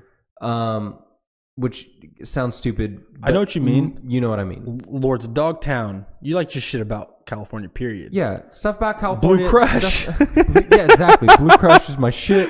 That's Hawaii, bro. Whatever. Surf, bass, Salt Life. Salt Life. Sean has a Salt Life sticker on his car. Full disclaimer. I don't. Full disclaimer. I do not. But I know what you mean though, and everyone listening knows what you mean. But they are listening. But I like I like movies about that represent California and movies like about that Hollywood, and Hollywood, and that like nostalgia and and the stuff idea like that. of having the backdrop of Charles Manson, sick. It's a good idea. I don't want to see Margot Robbie get killed though. Well, it's gonna happen. So just no, it's not. Spoiler alert. No, it's not. gonna happen. No, it's not. Fact. What about the fact that Brad Pitt and Leo are in the same movie? I like co-starring in the same movie. Who's the star? Leonardo DiCaprio is a star. He is, because that's it. That's the character. That's the character. Brad Pitt's the stunt double. Because Brad Pitt is hilarious. a great guy. That's the thing. He did it. We talked about it on this show before. Burn After Reading. He's that guy though. Yeah. He's the guy that the Coens can call up and say, "Hey man, we want to do something really funny. We want to take this guy who makes fucking 12, 15 million a movie, yeah, and kill you 20 minutes in, 30 minutes in, whatever it is." Okay. Let's do it, bro. Let's do it. No, Brad Pitt is sick, man. Not to mention, he got to choose between Angelina, and Rachel. I think I talked about it on this podcast at one point in time, but I don't give a shit. I saw a thing, dude. I think it was on the Chive like forever ago. I don't know. I saw, but it was a The chive. Dude, so Fuck basically, me. I won't try and explain the whole thing exactly, but basically, there was a breakdown of photos at Mardi Gras between Brad Pitt and Matthew McConaughey. Oh, sick. And they were on adjacent balconies. I think, dude, I remember this. I'm certain I've told you about it because I love it so much. I don't give a shit. I'll say it again. But basically, you know, it's like, oh, hey. And they're like, oh. And I think, I don't know, one of them, I don't remember which one, doesn't matter. But they like throw a beer to the other one. It's like Brad Pitt grabs a beer and slings it over the, to Matthew McConaughey, and he catches it. Could you imagine seeing that take place? I just love it. I love everything about it. Yeah. I just love everything about it. Okay. I'm a groupie. I love Mud. So no, I'm excited about the movie though. You seen Mud? Yeah. Sick. Yeah, sick. Okay. Yeah, I love it. Excited about the movie. Me too, brother, man. Very excited about the movie. I like Tarantino. I'm not like a stan, which if you don't know what that means, it means just like an over the top fan. Like I'm not like, oh, Tarantino's like, well, they say stan because Eminem stan. You know what I mean? Okay. So I'm not one of those or anything. I got you. I'm not like Trandon. I'm not gonna get a fucking Kill Bill tattoo because I'm a moron, Trandon, or anything like that. I'm not into Tarantino like that. But I recognize the greatness. I know what he does. It's cool. He's got a good feel to his movies, and I think that's what we need. We need one of his movies in 2019. Yeah, we do. Like honestly, it's been a while. Yeah. What was the last one he did? Django? No, he did something since then. Hateful Eight. I didn't see that. So I'm sorry. Why did he waste one of his 10 on that, dude? It's like Marvelous 9 and Magnificent 7 and fucking Fantastic 15. You didn't see it? No. Well, I mean, we've kind of talked about this before.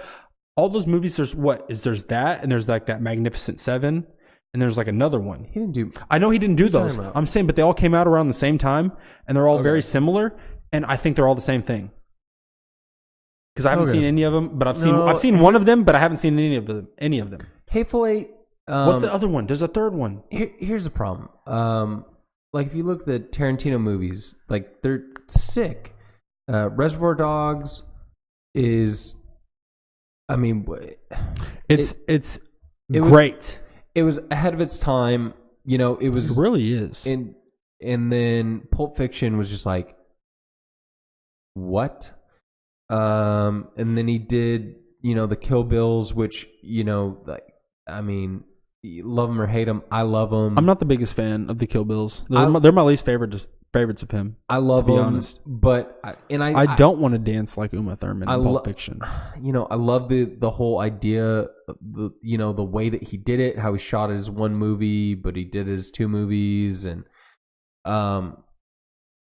Django to me was like next level. Like it was so good. I skipped Inglourious Basterds. Inglourious Basterds I didn't see for a long time. Really? It was actually I think I saw it last of all of his stuff. I forgot Inglourious Basterds until you just said it. It's good. So good. Dude, he loves some Christoph. But yeah. Well, who doesn't? Rightfully so. Who doesn't? Rightfully so. Yeah. My friend Django here? So good. You have a glass of milk. But then Hateful Eight is kind of like, yeah. It's Sam L., Kurt Russell. It just doesn't. I don't know these other people really. Hateful Eight.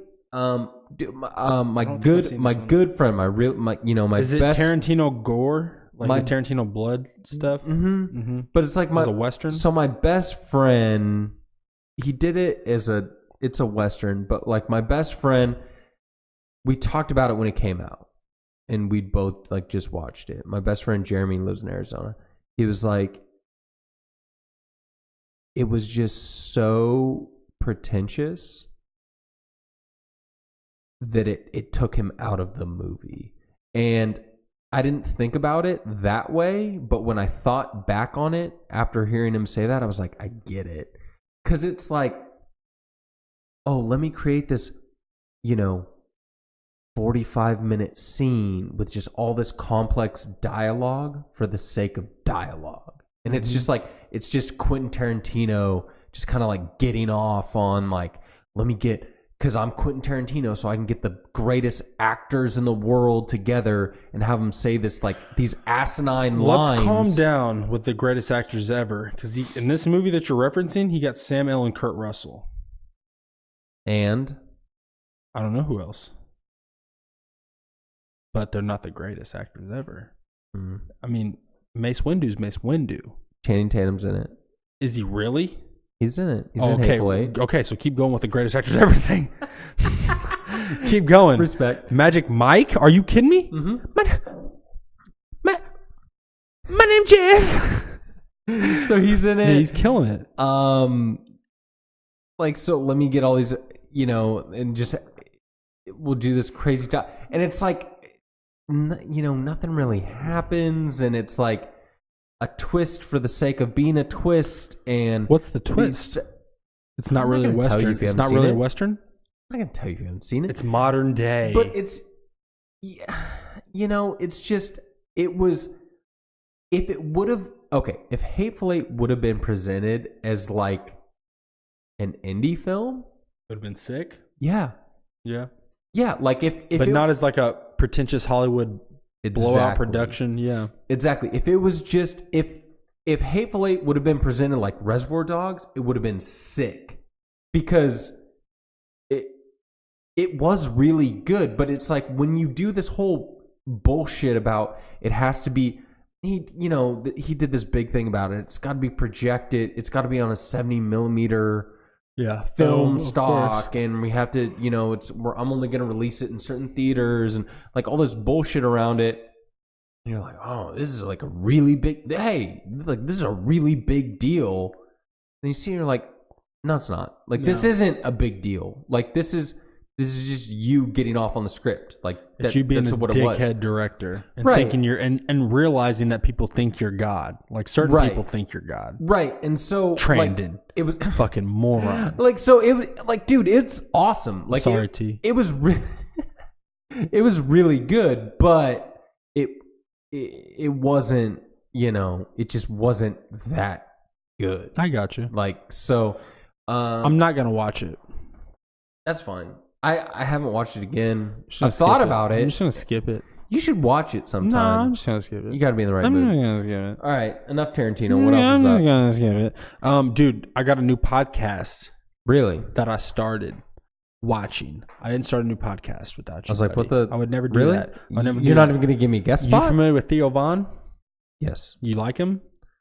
Sometimes. You know he's got kind of beef with Tom Segura.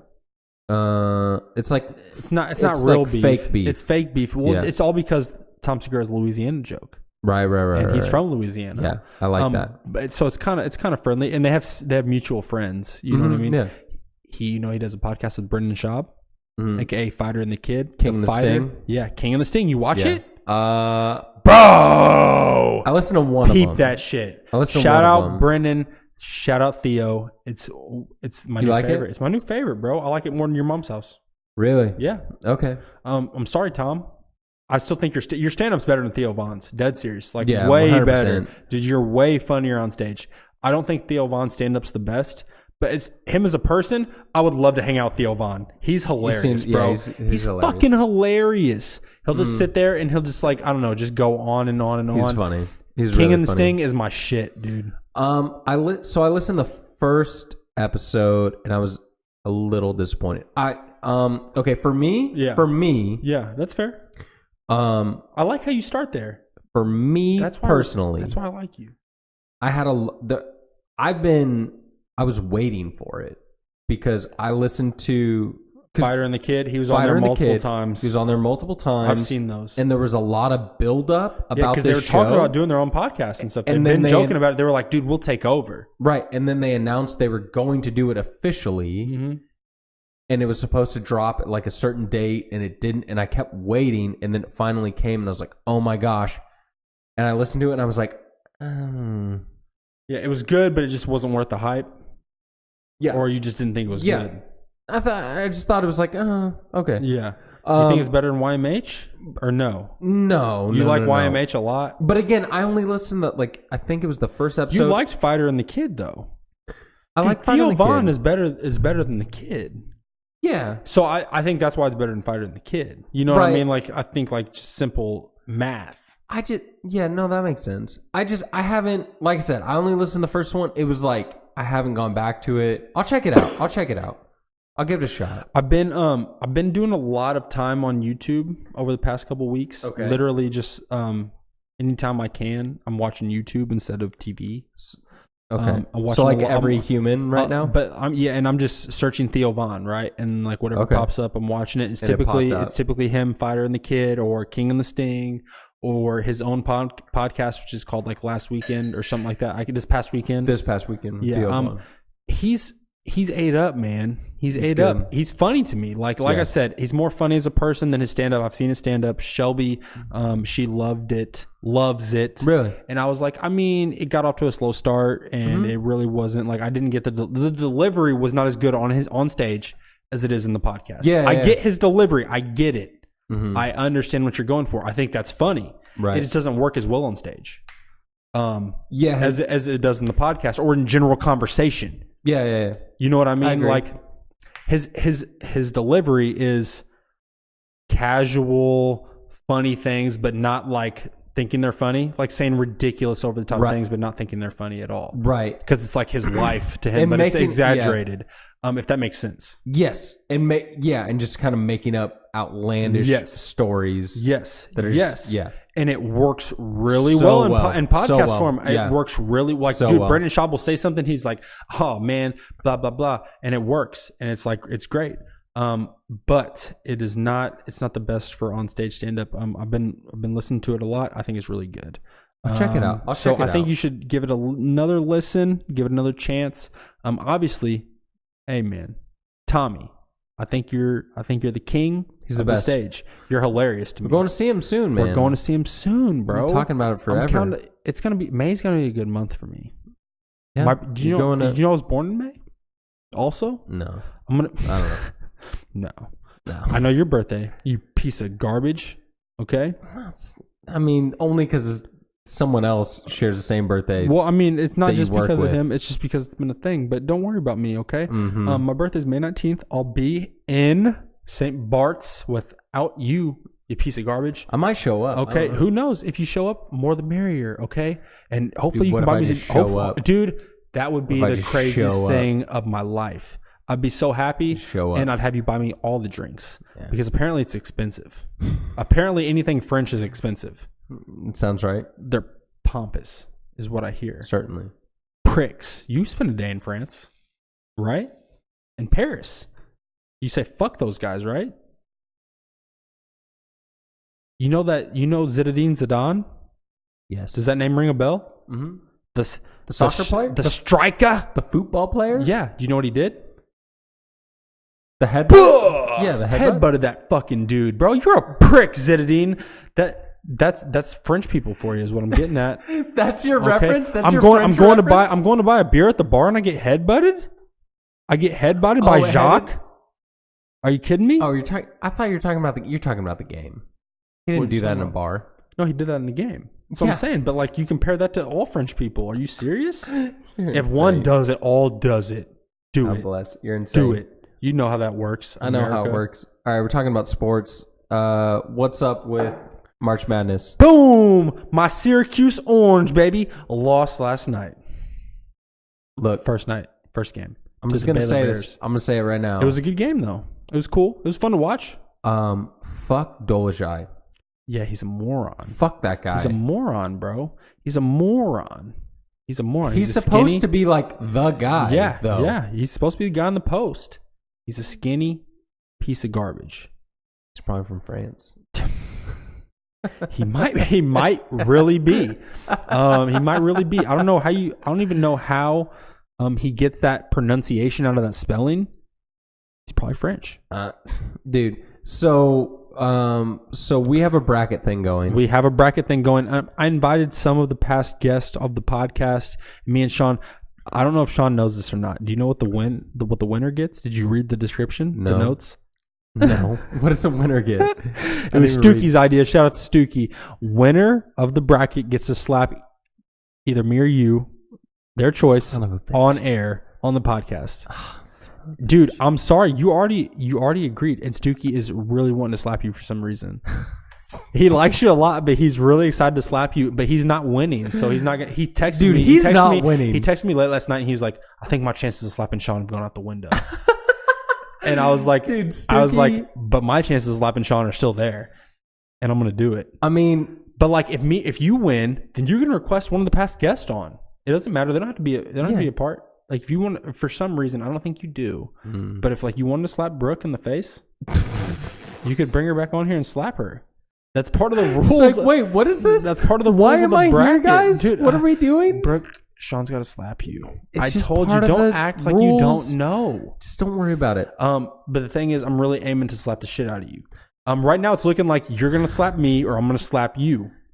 We're like neck and neck. I'll be honest. It's gonna come down. Just any bracket comes down to who wins, and if you have the winner, if your winner goes far. I think at the end of tonight, I'm gonna be ahead. Although I was feeling really positive because you had Liberty to win, and they were down 10. Guess what? With like 2.5 minutes. Guess what? What? They won.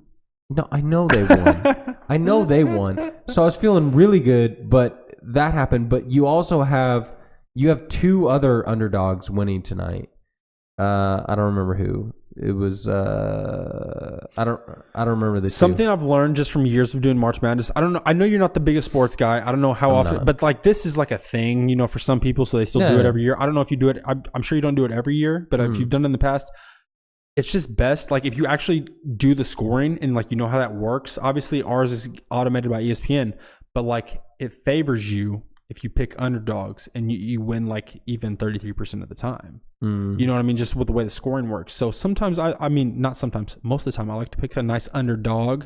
Who doesn't like an underdog? I'm an underdog in life. You guys didn't want me to be here. I'm fighting for my life. Shut up. I'm fighting for my life. I picked some underdogs for sure. It's good. And I had some work out for me.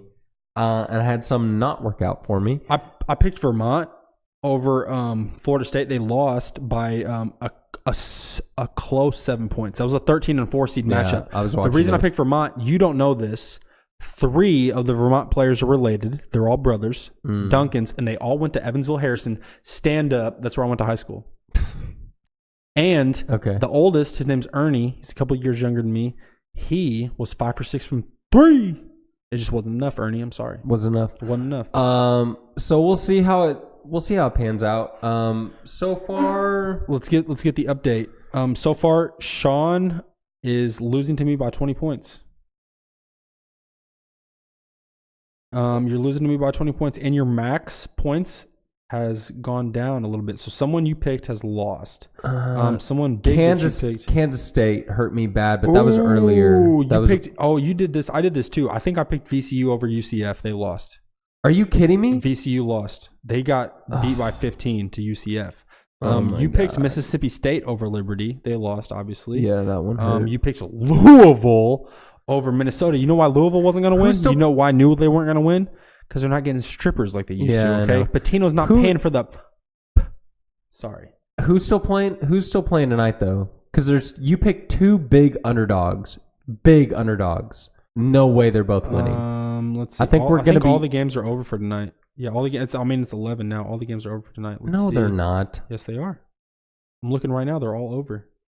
No, there's one still going. It's Virginia Tech and St. Louis. And you picked St. Louis. I probably did. Virginia Tech's up by 10 with 10.5 minutes left in the second. Yeah, so we're good there. What was the other one? Virginia Tech. The other one that I would have picked, let me see. Yeah, and you picked St. Louis, so I'm going to be good there. This is probably where the point separation between me and you is. I probably won this one. What was the other one? Let's see. No, there was another one. I picked Belmont over Maryland. They lost by 2. No. You're looking at the... I'm trying to see. I just don't, like, on this thing, I don't have what days the games are. There was another one tonight. It's like in the same... Go back to that St. Louis one, because it's in the same bracket. Yeah, it's the same. It's this whoever wins that. Okay, so I put St. Louis, right, and then who's? It's the Liberty Mississippi matchup. Is the one that the winner plays that. I did pick Minnesota over Louisville, though. Yeah. You're saying there's another crazy one I had? I thought so. Let me see. I had Florida over Nevada. I got that. That's an upset. I got that too. I had Oklahoma over Ole Miss. That's an upset. That one screwed me. I got Oregon over Wisconsin. I got that. That one Shout screwed out me. Oregon. God bless. That screwed me so Ducks, hard. baby. Ducks fly together. That screwed me so hard. I had Kansas State beating UC Irvine. I should have picked that. That's a big upset. UC Irvine won 13. That's a 13-4 matchup. They won. Ohio State just barely won. I probably had them beat. Is that what it was? Oh, I had them winning. I had them winning though. No, you didn't. Oh yeah, no, that's the underdog. I had them winning. They won by 3. Wait. Ohio State won? Yeah, they were Son of a 6-11 bitch. seed. They won. Are you kidding me? Ohio Sick. State won? Sick. Yeah, sick. They won by 3. They won by 3. There you go. That's the separation between me and you in points. Then that makes sense. Ohio State won. State and won. Liberty won? And Liberty won. Dude. Oh my God, my bracket's looking pretty decent. Cincinnati, you let me down. Old Dominion, you let me down. You lost to an Indiana school that I loathe. Bullshit. Purdue Boilermakers. I'm catching up for sure. You're not catching shit. Yeah, I am. Do you know how fast I am? Have you ever clocked me on a mile? You want a foot race, bro? Dude, do you want a foot race? Do you want a foot you played race? defense on the soccer field, okay? I don't want to hear it. I played sweeper, brother. Defense. Sweeper. Brother. It don't matter, brother. No, okay? it matters. I'll play striker any given time. I'm quick. Bro, I almost you see how agile I am? I almost how quick I am? sprinted on the track team. No, you didn't. No, you didn't. No, you didn't. Notice I say almost, because I definitely went out for track 1 year. Didn't work? Nah, it wasn't my thing. Have you ever tried hurdles? No. In middle school, not really. where I went to middle school at least, out Yeah. here in Indiana, you went to school in California. Yeah. So it might be way different, which it should be because states should govern themselves. Sure. Yeah. But they in middle school, that was those 3 years were huge for you, finding out what you wanted to do, so they introduce you to music class if you wanted to. And they teach you instruments. In gym class, they had one day or 1 week, where they're track and field stuff. Is do you want to do any of this stuff? Do you like any of this? Right. And I did hurdles, and I could run hurdle, not quickly, but I could actually hurdle those. And it's insane to me. Have you ever tried that ever? Never. It's a lot. It looks really tough, and I'm not saying it's not tough. For some reason, maybe just my long legs can do it. No, it's tough. But it was. It's tough to do it at speed. It's tough to do it at speed. If I had a job interview tomorrow and they said, "What's your greatest achievement?" Hurdles In 6th grade. Yeah.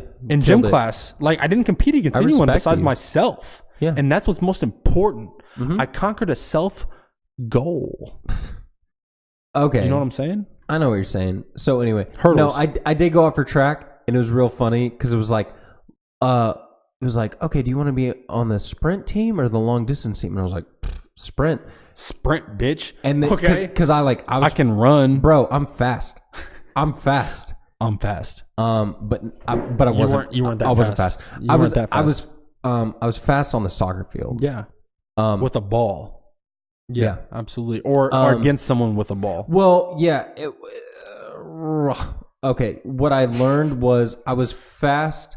If you're looking at, you just sounded like the lion from Wizard of Oz. Car stats. There's they do 0 to 60 and whatever. You did 0 to 10 and how fast? But then they do. But then they have that other stat that's 10 to 60 or 10 to 80 or 10 to 100. Your RPMs were up? What I'm saying is I could go from a jog to a sprint. Uh-huh. If I'm moving, you have to be in motion first. Right. So kind of like how Scooby and Shaggy, they get exactly, they're in motion before they take off. But basically, because I played super, so I was racing to the ball, right? Some makes a pass. Someone makes a pass. You're going for the interception. And so it goes over all the defense. Yeah. And then it's a race between me and the striker that you so covet. And I would beat their ass every time. No, but it you was wouldn't. Yeah, I did. No, I really did. No. 100% I did. 1,000% no. Because it was 100% yes. Because we're even, and it was just a sprint to the ball, but we're already running, you know. And then that was what you're all good. That's your best at. Yeah, and then I would always. I'm already running, so I can run really well when I'm running. I would always win that, but when it was from a dead stop to just go, no acceleration. Your acceleration was not there. It wasn't the same level. I got you. So it was there, just not. It wasn't there. It just wasn't there. So it was in between. I was a tweener. Anyway, you ever I'm still faster than you. Fact, I'm faster than you. We'll run right now. I'll beat you right now. I don't care. I will race you any fucking time, any place. I'll win. I promise you I'll win. No, you won't. No, you won't. Bro, you don't know. MBPod race. I'm okay, so fast. I swear to God, the next time the that we have a fastest. guest here, after the show, before the show, whatever. I'm what the telling you fuck right ever, now. I'm racing you around that driveway. From the street. We're doing a curve from the street to the other part of the street. Driveway. Whatever. What do you need? I don't give a shit. From Gower's house to the end of the end of the road. I don't care how we do it. I'll go out on a limb. I'll say I'm faster You're than. You're not beating me by anything. Bring in all the guests. I'm saying I'm faster. You're faster than all the guests on the show? I'm saying I'm faster than everyone. Trandon, he is calling you out. First of all, I can beat Trandon in a race. That's what's crazy. And I know Trandon can beat you in a race. I'll beat him. No. I'll beat him. Dude. I'll beat him. No. I'm faster. Trust me, I'm faster. Trust me, I'm faster. I'm No, literally I'm faster. the most athletic person since Caitlyn Jenner. No. That's an Olympian, you piece of shit. Trust me. Okay? Trust me. Don't make jokes. Trust me, I'm faster. No, I'm the fastest. No, I'm faster. No, I'll win. No, I'll win. I'll win. No, I'll win. I'm like the Harlem Globetrotters of speed, baby. I like to do a little bit of razzle dazzle with my speed. I'll karaoke faster than you can sprint. No, you familiar with the karaoke? Yeah. I'll do that faster than you can sprint. No. No, I'll win. We'll do it. We'll set it up. Okay, let's set it up. Who's your pick for the NCAA tournament champion? Go ahead and I'll say it out loud so that people can. Kentucky, UK, garbage. Okay, my pick is Duke. In my main bracket. So original. I made 2 brackets for those of you who do not know. You're so original. I made a fan bracket because I love Syracuse University. University. You picked Duke? Picked them. Where'd you get that idea from? That 6'8" fucking mammoth LeBron James Jr. Zion Williamson. Dude. That's where I got the idea from. Dude, when he's playing, he looks like one of the Monstars. Yeah. He is one of the Monstars. I don't know if you watched basketball back then, but do you remember a guy named Greg Oden who played for Ohio State? I know that name. It was like 2009-ish, 2008, 2009. He ended up going to professional or whatever. And like, dude, he had like giantism. Like his career was cut short because like he was too big. This guy looked 35 when he was 18 years old. Right. And the reason I know him so well is because he know who he is, because Ohio State, right next to where we live, obviously, from Indiana. But he went to high school in Indianapolis. We saw this dude play in high school. Right. And he was 50 fucking years old. You know what I mean? Like he literally was too old to play in the NBA. Right. In high school. Similar thing going on with Zion Williamson. Except for he doesn't he looks older, but he doesn't look that old. But he's a next level. He's next level. He's next level. I've been hearing about him since he was like a freshman. He's definitely you mean a freshman in high school? Mm-hmm. Yeah, okay. That's what I mean, yes. I mean he's definitely that unique player. LeBron was the same. Like you watch LeBron in high school, and you're just like, he's not supposed to be there. He's it's not really fair. It's like it's like a hate crime. It's like Dwight Schrute in the little kids martial arts class. He's not. It's not reasonable. Yeah. It's the same thing. Absolutely. He's so much bigger, so much stronger, much better. We need to kind of address the fact. I mean, like I kind of just chimed in there and said it, but like realistically, I think we need to make it a topic. Zion, I think you're a great basketball player, but you just dunking on those fucking 20-year-old white kids like that, that's a hate crime, bro. It's a hate crime. You can't do that. That's offensive. It's offensive to me. It's certainly not nice. It's offensive to the whole world, okay? Those kids did nothing to deserve you yamming on him. Okay, go to the league and ball on LeBron because you can. You're a fucking monster. And the Timberwolves would be happy to have you. We're not going to get you though. We're not that bad. Well, I certainly can't fault you for choosing them. That dude's gonna get a solid salary. I have them going. Going Final Four for sure. Championship game, losing to Kentucky. Yeah, that's what I did. Because they're opposite side. If I remember correctly. That's what I did. I'm going to the championship game, losing to Kentucky. That'd be a great game if they do play. It would be. Kentucky's good. Kentucky's good as always. Kentucky's very. Kentucky's very. On the good. note of Kentucky, John Calipari just came out with like a public statement. I guess someone like asked him about like if he was going to retire there, or if he was going to like. Who knows? I mean, that's like a loaded question when you work somewhere. Right. It's like, yeah, I'm gonna fucking like I want to be here forever. Right. Even if I don't, wink, wink. You know what I mean? Whatever it is, like if I want to go coach in the NBA. But the thing is, I don't think he does. John Calipari is much more of a recruiter than he's a coach. You know what I mean? As we can tell. And he said, he just said for all you Kentucky fans, he said, I'm going to be here till I die if Kentucky will have me, essentially. Dude, he has it so made. Yeah. Like, why would... I don't know what his salary is. It's obviously millions, but... Why would he ever go... Oh, it's millions. Mm-hmm. But also... It's easier to coach college basketball than it is the NBA because you obviously control who comes to your program. And, like, you being a powerhouse school, you really control. But, so, dude, like, he should never leave. Absolutely. But I'm on the same page. He's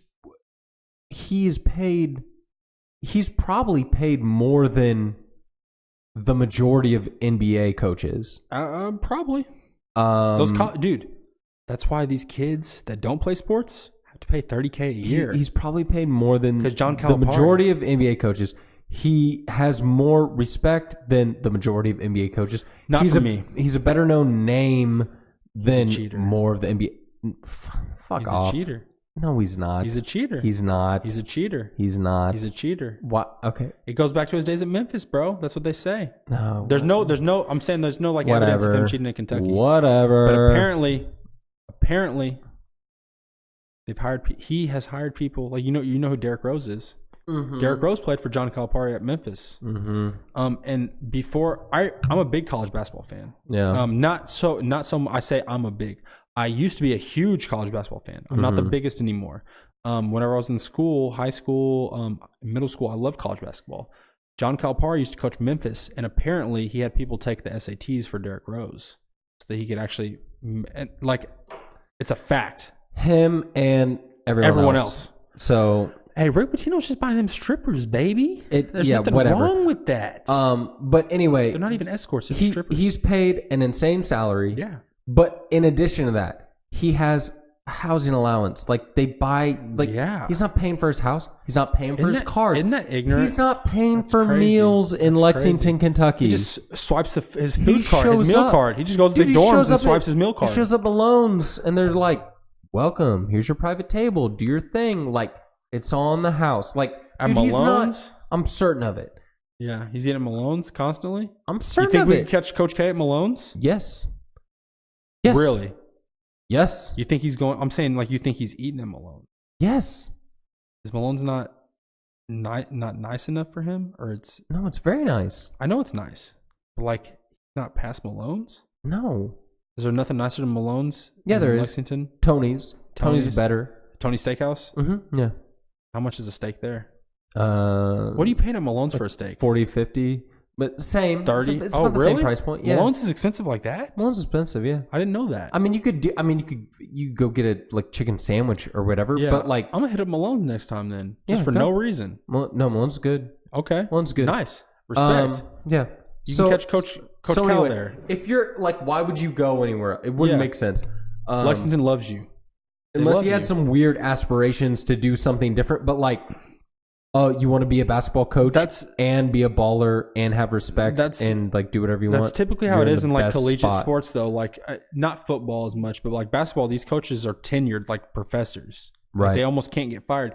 Syracuse's coach, I don't know if you watched. You said you watched the game. Yeah. You saw how many years he's coached there. Yeah. Jim Boeheim. I mean, he is a great coach. He's literally known as like a top 3 coach in college basketball history. Absolutely, he taught Rick Pitino how to coach. Coach K, stuff like that. 43 years. Yeah. That's insane, making like $1 million a year, at least. And when $1 million was worth 10 now. You know what I mean? Like, and Coach K is making K's making crazy money, dude. And he coaches, like, you know how much they probably pay him to coach Team USA? Even if they didn't, like, he like does it for free because he's Coach K. Like, dude, his like fee would be like insane. Right. His time is too valuable. He looks like if there was a live action Ninja Turtle movie and like they really cast like a live action Master Splinter, it'd be him. He looks like a rat. Jeez. He looks like a rat. Next. All right. What else you got? You got anything else? I kinda. You ever watch? I mean, we can touch on some of this stuff. You ever watch 60 Days In? No. Do you know what that is? No. I used to watch it back in the day, and I started watching it again on Hulu. What is it? 60 Days In? It's about these guys who volunteer. Not guys and women, you know, whatever, who volunteer to go to prison. Okay. Or not prison, jail for 60 days. Is like an undercover program just to kind of see what's going on there. Yeah. Are you going to pull up a trailer or something? Yeah, season 1 trailer. Just go to season 1 trailer right there, the second video. It's 2 minutes, 11 seconds, but you can cut it if you need to. No, I'm going to... The first season is in Clark County, Indiana, which is right across the bridge from Louisville. Okay. You know what I mean? So, like, that's what made me start watching it back in the day. I've recently started watching it again. It's super cool, dude. Like, it's the funniest show in the world. These guys literally go to jail to try to just understand what's going on in jail. All of them have different reasons. Maybe their brother's in jail. Maybe they're a cop and they just want to see. There's been cops on there who have quit the police department after, you know what I mean? Because they just don't feel right about sending people to that place, that type of place. Right. There's been people on there with weird or like with negative views of law enforcement who changed their views. There's been people with positive views of law enforcement who changed their views. There's been people who think that jail is okay, who don't think it's okay anymore. There's people who think jail is the worst place in the world who are like, oh, this place isn't so bad. It's really interesting. Okay. There's this one guy in like season 3, and you do 60 days. So for those of you morons out there, that's 2 months in jail. And that towards the end of it, they were like, hey, man, you're doing really great. Would you be interested in doing a couple more months? And he was like, fuck yeah. He's like a former Marine. And he was like, yeah, I'll do it. Okay. And, he just said, and dude, this dude is a god. All right, I'm going to hit Kills this it for you. Kills it, man. It's interesting.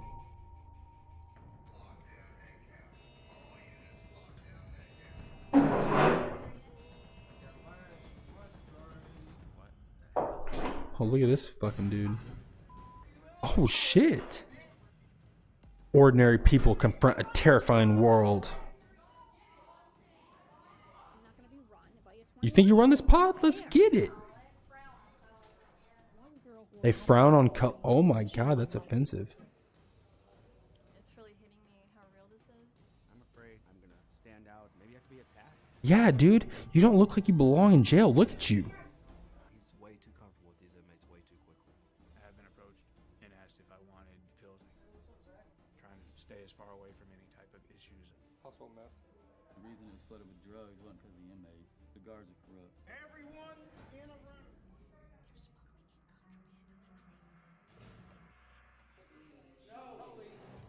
You can't trust anybody. You really are a caged animal.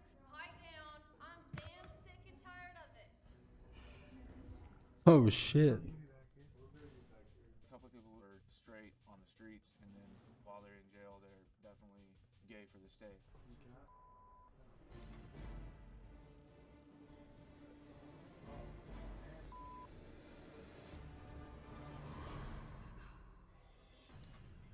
Yeah. Anything can happen in 60 days. Can they move me back to another pod? I don't feel safe. That nutcase attacked me in my sleep. He looks so good. Learn what a conjugal visit is. If you commit a criminal act inside Clark County Jail, you're going to be charged criminally. You have received 30 days in segregation.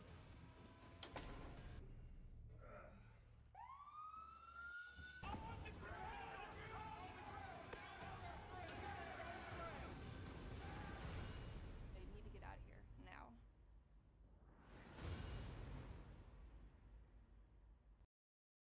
Sick. The system was broken. It was out of control. I had to do something radical to make the jail better.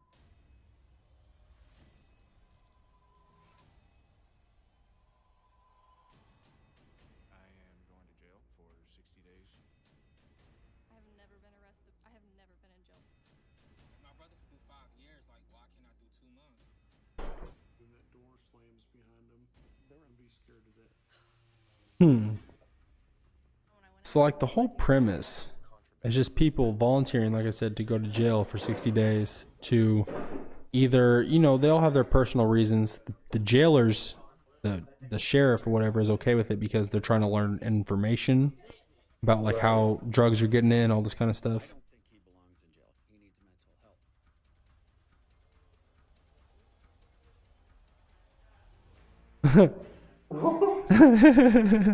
He was ready to fight.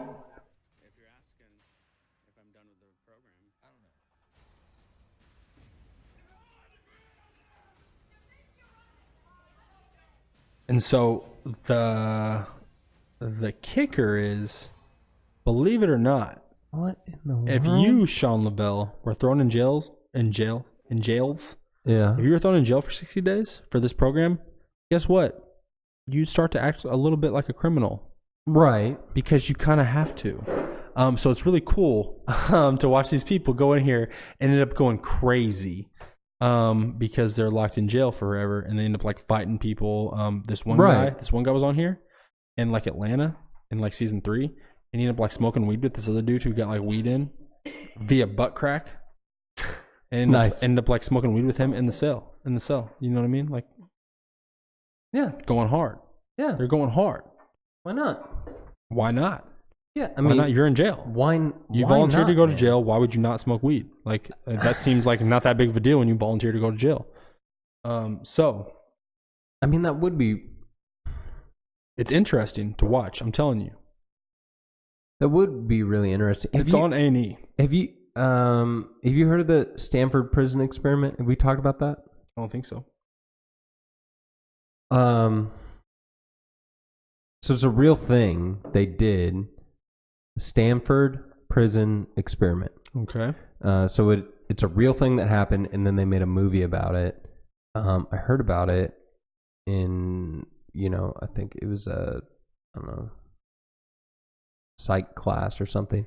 And then I heard about the movie, so I watched it. It's bananas is what it is. But basically, the struggle between prisoners and prison officers. Yeah. Okay. But they were all college students. And they just set up this experiment where they got, how I do know what this is. Yeah. We either have talked about this or I've just heard someone else talk about it. The people just get fucking insane power trips. Yes. Whenever they get put into like a position of power.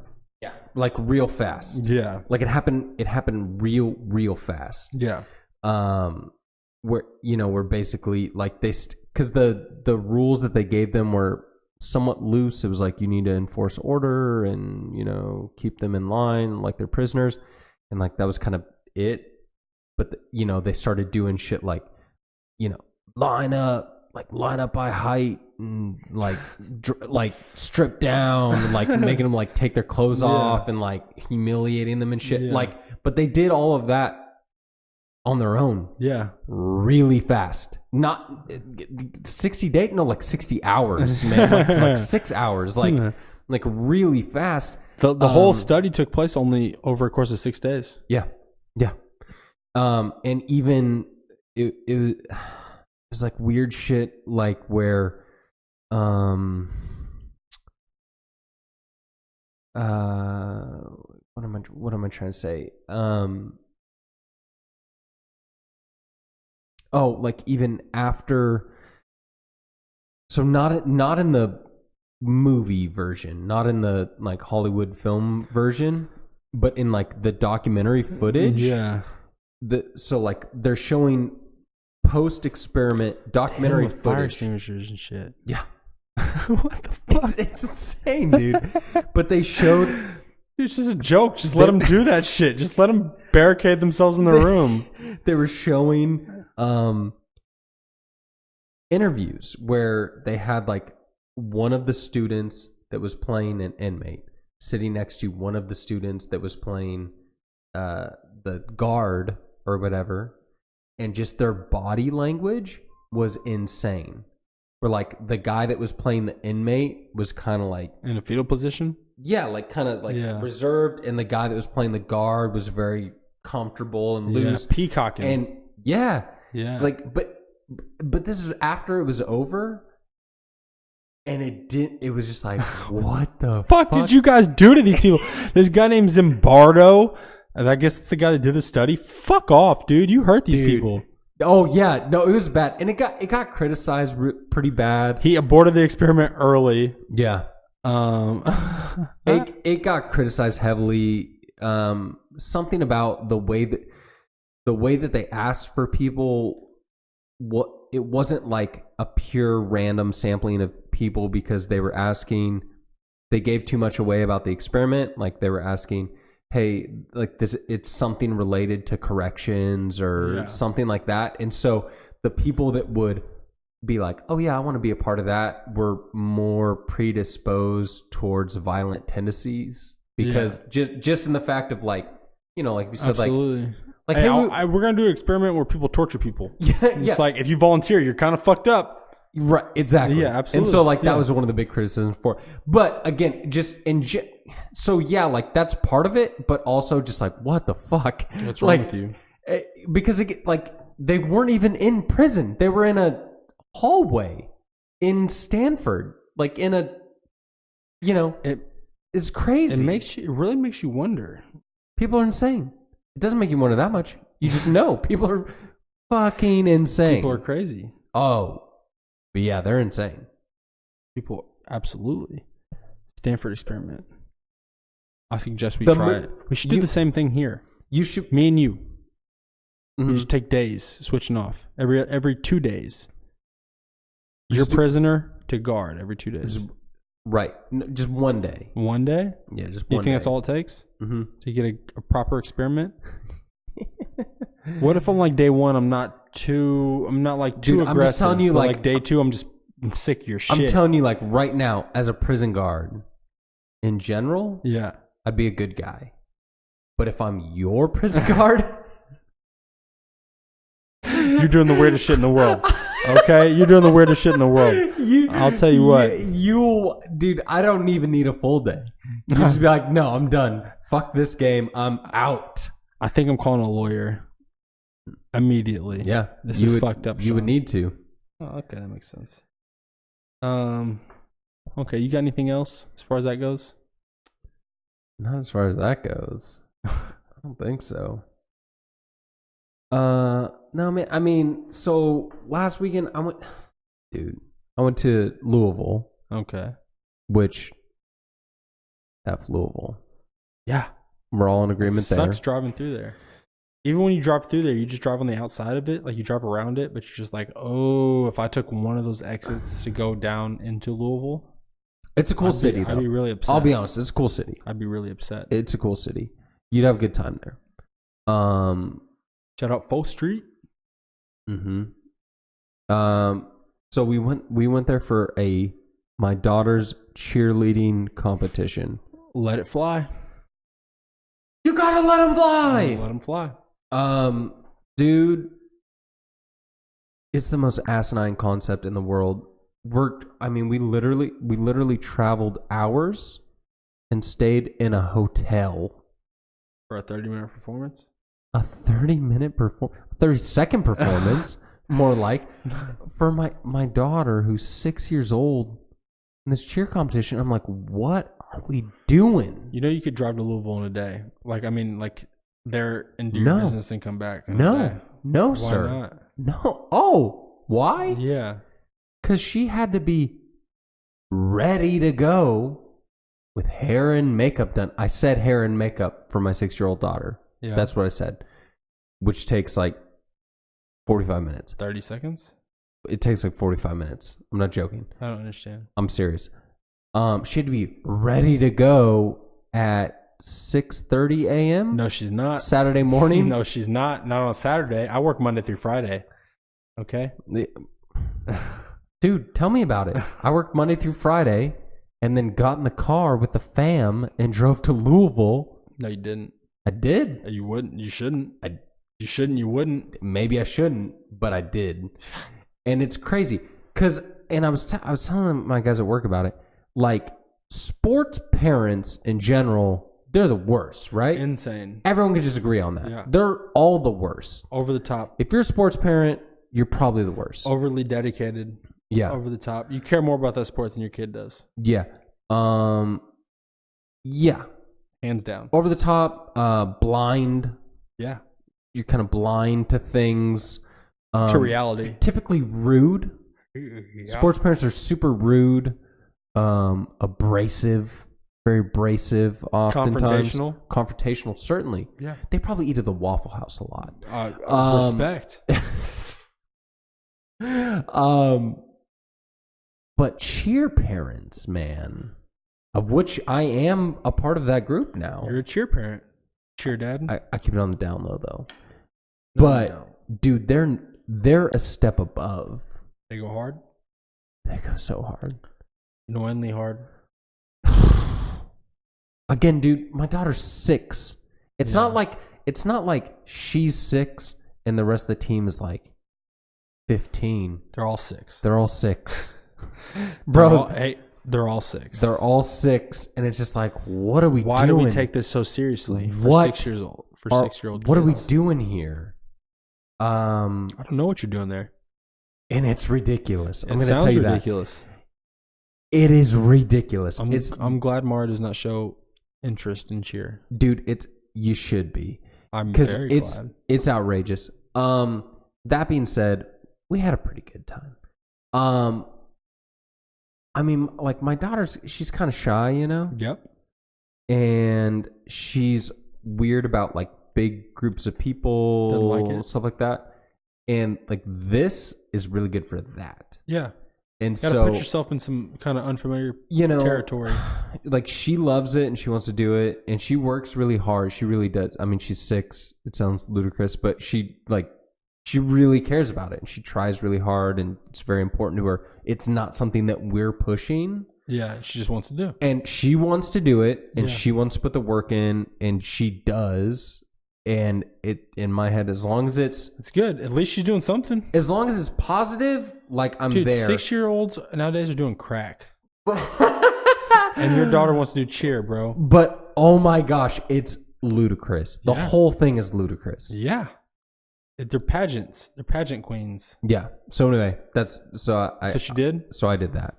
And that's what I do. You're doing it again? This weekend? No. Next weekend. This weekend is practice. I gotcha. Next weekend's the show. Mm-hmm. The show. Man, I'm going to skip what else I got on there. Yeah. And save it for another time. Mm-hmm. And we'll get straight into it. You know, one of my favorite things to do, well, you don't know this, but do you know what one of my favorite things to do as far as social media goes? Troll? I love to troll. I definitely love to troll, more or less on Twitter. As do I. On Facebook, I love to creep. You know what that means? I think I get it. I just like to read a lot of things. Yeah, I just like to dive deep and read a lot of things. And so what I did was, crept. Are you familiar with the Mariana Trench? It's the deepest place. I know that. It's the deepest place in the ocean. God bless. Okay, I know. I don't even want to tell you why I know. You want to know why I know? Why do you know? The Transformers movie. But anyway, go ahead. Okay, that makes sense. Mark Wahlberg was born down there. Right. But the reason I bring that up is because that doesn't have shit on how deep I like to dive into things. Okay. You know what I'm saying? So what following. I did was I just went through Facebook. It was honestly, I didn't dive too deep. It wasn't that hard. And I just found a couple of just random posts. Yeah. They had literally no context to this at all. Oh, okay. Just random posts of what I read on Facebook this weekend. I like it. So, starting it off. I'm just going to initial her first and last name. LD is feeling crazy. That's the smiley face she used. With JH and 28 others. February 6th. Raise your motherfucking hand if you know me, and I mean really know me and what I'm capable of or what I've done to others out of rage or anger. Those of you who truly knows me, knows my tempers, is how it's took me years to establish and be able to somewhat control it. Y'all have even named my split personality Tori, and it has everybody has come to realize that bitch is clinically insane. Some of you know me as Yak Folks Mama. Some because we went to school together, grew up together, because together, yada yada. Let me take a breath. Most know my mama and also knows that she was crazy as hell, and it was passed down to me and my son. I've done things in the past I'm not proud of it, but will never apologize for anything I've done to anybody that wronged me, lied to me, harmed somebody I love, or took from me. Period. Patience is a virtue. My mama told me that my son taught me that whatever is done in the darkness will eventually come to light. Someone to shake and rattle this cage till the beast within me awakes. You want my attention? Well, now you got it. And I promise on my dead mama you ain't gonna like it. Buckle up for safety, bitches. To be continued. Ayo, Tori? Tori Wild. You scared? Raise my hands in the air. Dude. That's what she asked me to do. Tori's wild. I know who you is, Tori. What? I mean, that was just... What is that?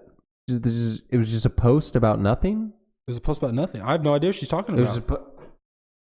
I have no idea. I have no idea. I don't even know. Once again, no context I don't know to what this that post. But she's just letting people know. If you know her mama, or you know Yak, she's Yak Folks' mama. Yeah. You know Tori. You know, yeah. You know Tori. You know Tori. You know Tori. Okay, I don't know. Here we go. Okay. The health department is doing an inspection of the building. We were told as of this morning. We were also told that if it didn't appear to be malicious from the sheriffs, meaning they didn't have proof that someone did or did not place it in the bun.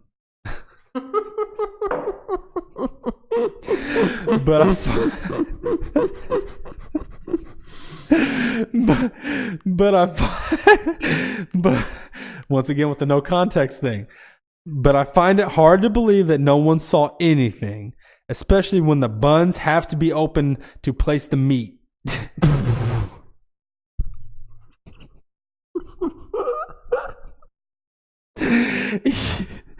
Either way, still are waiting on the corporate, health department, and full sheriff's report. I'll keep this post updated. Edit. We made a police report after we went up there and a manager said a worker admitted to, and I quote, seeing the glass but didn't give a shit. We could eat around it and was fired. I asked for names so we could file a report, and suddenly no one knew anything and was silent, and we would have to wait for corporate to contact us. So yeah, we just spoke to an officer who is reportedly reporting it to the health department and doing their own investigation. Parents, if you bought your kids any food from McDonald's at the Highlands, check the food. We got this hamburger for Tobias, and he pulled his bun off. There was a piece of glass under the meat. It looks like a piece of shattered ornament bulb. I am livid. Anthony is driving up there right now to show them. I'm sure people will say I'm faking it, but I swear on my kids, he opened it just like that. I'm shaking. I'm so angry. Much like your BBB complaints, that one. What do you think? That's very similar to a BBB complaint. What do you think? Well, I think, one, I want to say kudos for sharing it on Facebook instead of the BBB. I mean, it makes more sense. So that's a step in the right direction. It's really where it ends. That's really the only good thing about it. Tough to believe. Tough to believe. Tough to believe. Tough to believe. An ornament? Long-winded. An ornament, though? A piece of glass is more understandable than an ornament. Yeah. The post was dated February 13th. It's not Christmas time. No ornaments in February. No ornaments in February. But even glass, like, people come up with glass. Like, I've come across some BBB with glass. Come on, man. Do people just have glass around like this? But, like, where are you getting... Where's glass getting into your hamburger bun? I just don't think it's happening. I don't think it's happening. I don't think it's happening. McDonald's fucking pink gristle, maybe. You know what I mean? Or whatever. That's Who getting knows? in there. I got two more. Right. One's really quick. Another one's a story. All right. February 27th. I really hate being out of cigs. Come on, child support.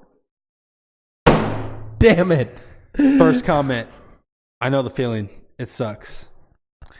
Second and last comment. Not my problem, but that money should be for the child that it's supporting, not your bad habits. Next. Come on, man. Oh my gosh. People are the worst. They're so bad. If I was her baby daddy, I go see the judge. I say, hey, she's spending my money on cigarettes. That's not smart. Here we go. Last one. Okay. Help! I am 34 weeks pregnant. I have a 5-year-old son. In brackets, stay-at-home mother. My fiance works 6 days per week. This makes it extremely hard for me to leave the house. It's a pain being pregnant and having to get my son ready and in the car, so I usually leave him home behind my fiance's back. In brackets, no judgment, please.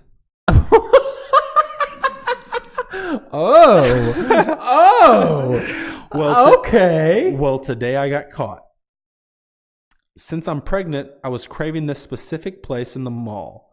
My son's lunch was in the oven and figured by the time it was ready, I would be home, considering the mall isn't more than 15 minutes away. My son is potty trained and just plays games on his iPad / watches TV. I get these messages from my fiance 30 minutes after I leave. My question is, would you guys be mad if your significant other spoke to you this way? I feel degraded and belittled over nothing. A 5-year-old is perfectly capable of fending for himself for an hour. I'm honestly about to pack my bags and never let my son see his father again, as well as when this baby is born. I would rather be single and a single mother than to be spoken to this way. These are the text messages that she had attached. Taryn, where the fuck are you? I just got home. Why the fuck is Brent here all by himself? Are you crazy? And then her text message is kind of cut off, but it says, okay, relax. I'm fucking 8 months pregnant. I went to get food at the mall food court. It's literally 15 minutes away. He was watching TV. Oh my God. And then the second message, it cut off most of his, but like the last line I can see is, leave him by himself. How do you not see this is wrong? And she responds, you have literally no argument there. I left the oven on because the chicken nuggets were cooking and ran to the mall. Figured by the time I got back, they would be done. You're the worst. Not only did you leave your son alone, but you fucking left about to the oven burn him. on. You're about to burn him alive. You fucking psychotic fuck. Like, that can't be real, right? Like, that's not real. It's kind of like someone you ever seen Inception? Like someone just setting you know how something Leo's up. wife like killed their kids? Yeah, it's like yeah, same yeah. thing. Like she tried to do that. Like you were wanting to kill your kids, dude. I mean, like, it's kind of fucked up, right? Well, it's like we kind of live in this world of gray, right? Like, is it right or wrong? I don't know. Like, blah blah blah. But like, we can typically agree on some pretty finite things. Why don't you not leave your kid alone? There's some definites. One of them is you don't leave your house with the oven on. That's I skipped that one completely. That's one. Don't do that. That's one. With or without people in the house. Yeah, if you leave your home, turn the oven off. Turn the oven off. you don't leave your home with the oven on, even if you're going to be gone for a little while and then come back. Guess what? The gas station's up the corner, you know, like literally like up the street around the corner. Like, don't leave. Why would you do that? Yeah, you don't. It just doesn't work. You have to plan. So like, what was that word you just used? That 4-letter word. Plan. People don't know that. Yeah, you have to plan. So it's like, okay, I have stuff I need to do away from the house and stuff that I have to do in the house. So I'm going to do the stuff out of the house, and then I get home. And as soon as I get home, I'll turn the oven on. Yep. And then I'll do the stuff in the house while I'm waiting. While you're waiting. For my chicken nuggets or whatever. Whatever the fuck. So that's one. That's kind of that's not in the gray. That's not in the gray, sir. That's just a black, and white rule. One of the other ones that I'm aware of, there aren't many, is you don't leave your child. I don't think you do that. In the home alone. I don't think you should do that. Unless they're at least like 13? Like what? I mean, I'm like a little bit younger, maybe. Younger. Yeah, like I'm cool with like. I mean, what 10? 10, 11. I have a 10-year-old nephew who literally would not let like someone could try to. This Michael Jackson shit would never happen to him. Right. You know what I mean? Like, no. He's like, dude, get the fuck away from me. So yeah, 10. I'm cool with that. 10, 11, 12, but like in that range, depending on the kid. Middle school. Maybe or going 9, into middle school. Very late elementary. Yeah. Going into middle school, whatever. Like you're in there. Okay. All right. So you have two black and white situations. You don't do this, and also you don't do this. Definitely not together. Definitely not together. Definitely not together. What in the world? You shouldn't do that together. No. You shouldn't do that together. It's like having meth and having heroin and just deciding to do them both together. You shouldn't do either. Why would you do them both together? It makes no sense. Oh my gosh. Where are your priorities, lady? Dude, that's one of the craziest things I've I think heard. she posted that BB complaint earlier. She's a moron. She's a moron. Is that where she went? An imbecile. Probably. What the fuck? You're cooking those chicken nuggets at home. What's wrong with you? She went to the Waffle House. What? You went to the Waffle House? Just eat those chicken nuggets at home, man. She went to IHOP. That's another thing. No, it's the IHOP lady. She went to IHOP for those Harvest pancakes. She was craving those Harvest pancakes. Damn it. She did say it was a specific craving. Damn it. If it's the mall, like she's really talking, like what do you think out of mall food court food, realistically, what is it that she's going for? The great steak? The Sbarro? The local Chinese place? She's going for the great steak and potato? The Orange Julius? The Orange Julius? Cinnabon. What were you craving? It was Cinnabon. It was Cinnabon. Dude, you know it was Cinnabon. You know it was Cinnabon, you bitch. If they had a Schlotz's attached, I'm jealous. You son of a bitch. Okay? Look. You went for the Cinnabon. Dude, you're not even pregnant. You're just fat. That's the only thing that would have made that whole comment thing better if she would have like texted back like, Cinnabon. I just wanted a Cinnabon. Damn it. You know the mall Cinnabon does the best cinnamon rolls. Shit. Dude, people are the worst. People are the worst, bro. Why they share? Why would you ever share that on Facebook? Plot twist. That was me. Plot twist. I'm really pregnant and I'm very hungry. I'm blessed. Man, that's what I got. That was my bit for the week. Oh, that was my Facebook creeping. Facebook for the creeping. Week. I just want to let. It's not bad. I just want to let you guys know. I found that stuff organically. That was not made up. I found those. Those are Facebook posts. Watch your posts, peeps. Watch your posts. Watch your posts. Just don't do that. Tanner's coming for you. I didn't bring you up. I didn't bring you up tonight, but if you're one of my Facebook friends who I went to middle and high school with, and you and your husband are going through a divorce right now, and you guys are fighting over the kids, and you're really upset that he has a new girlfriend, just chill out on Facebook, okay? Just chill out on Facebook, man. Chill out. You need to calm down. Everyone has problems. Not everyone puts them on Facebook. Like people read that shit. Yeah. Like it's out there. Mm-hmm. So don't do it.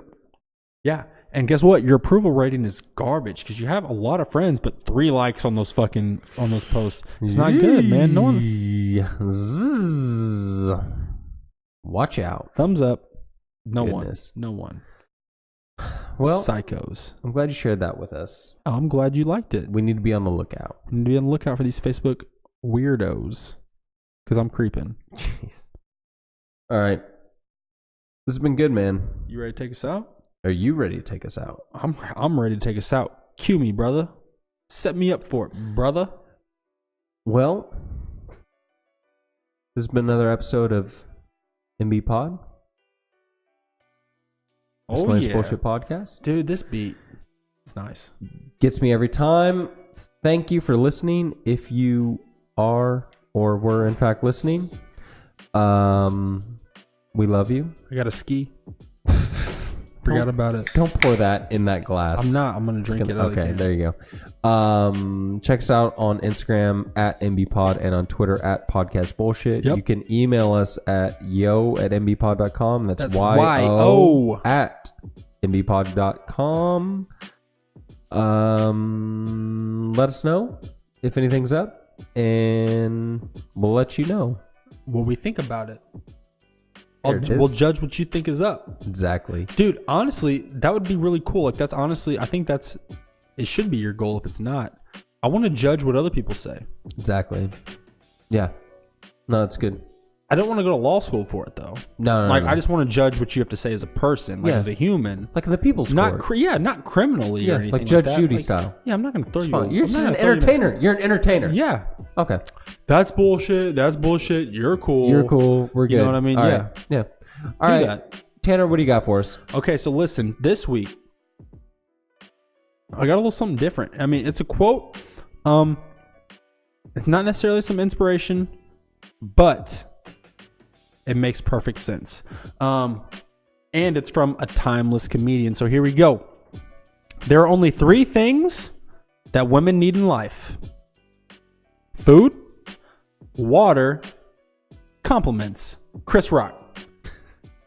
I liked it. I liked it. I heard him say it in a video I was watching, and it really hit me. It really hit me in the head.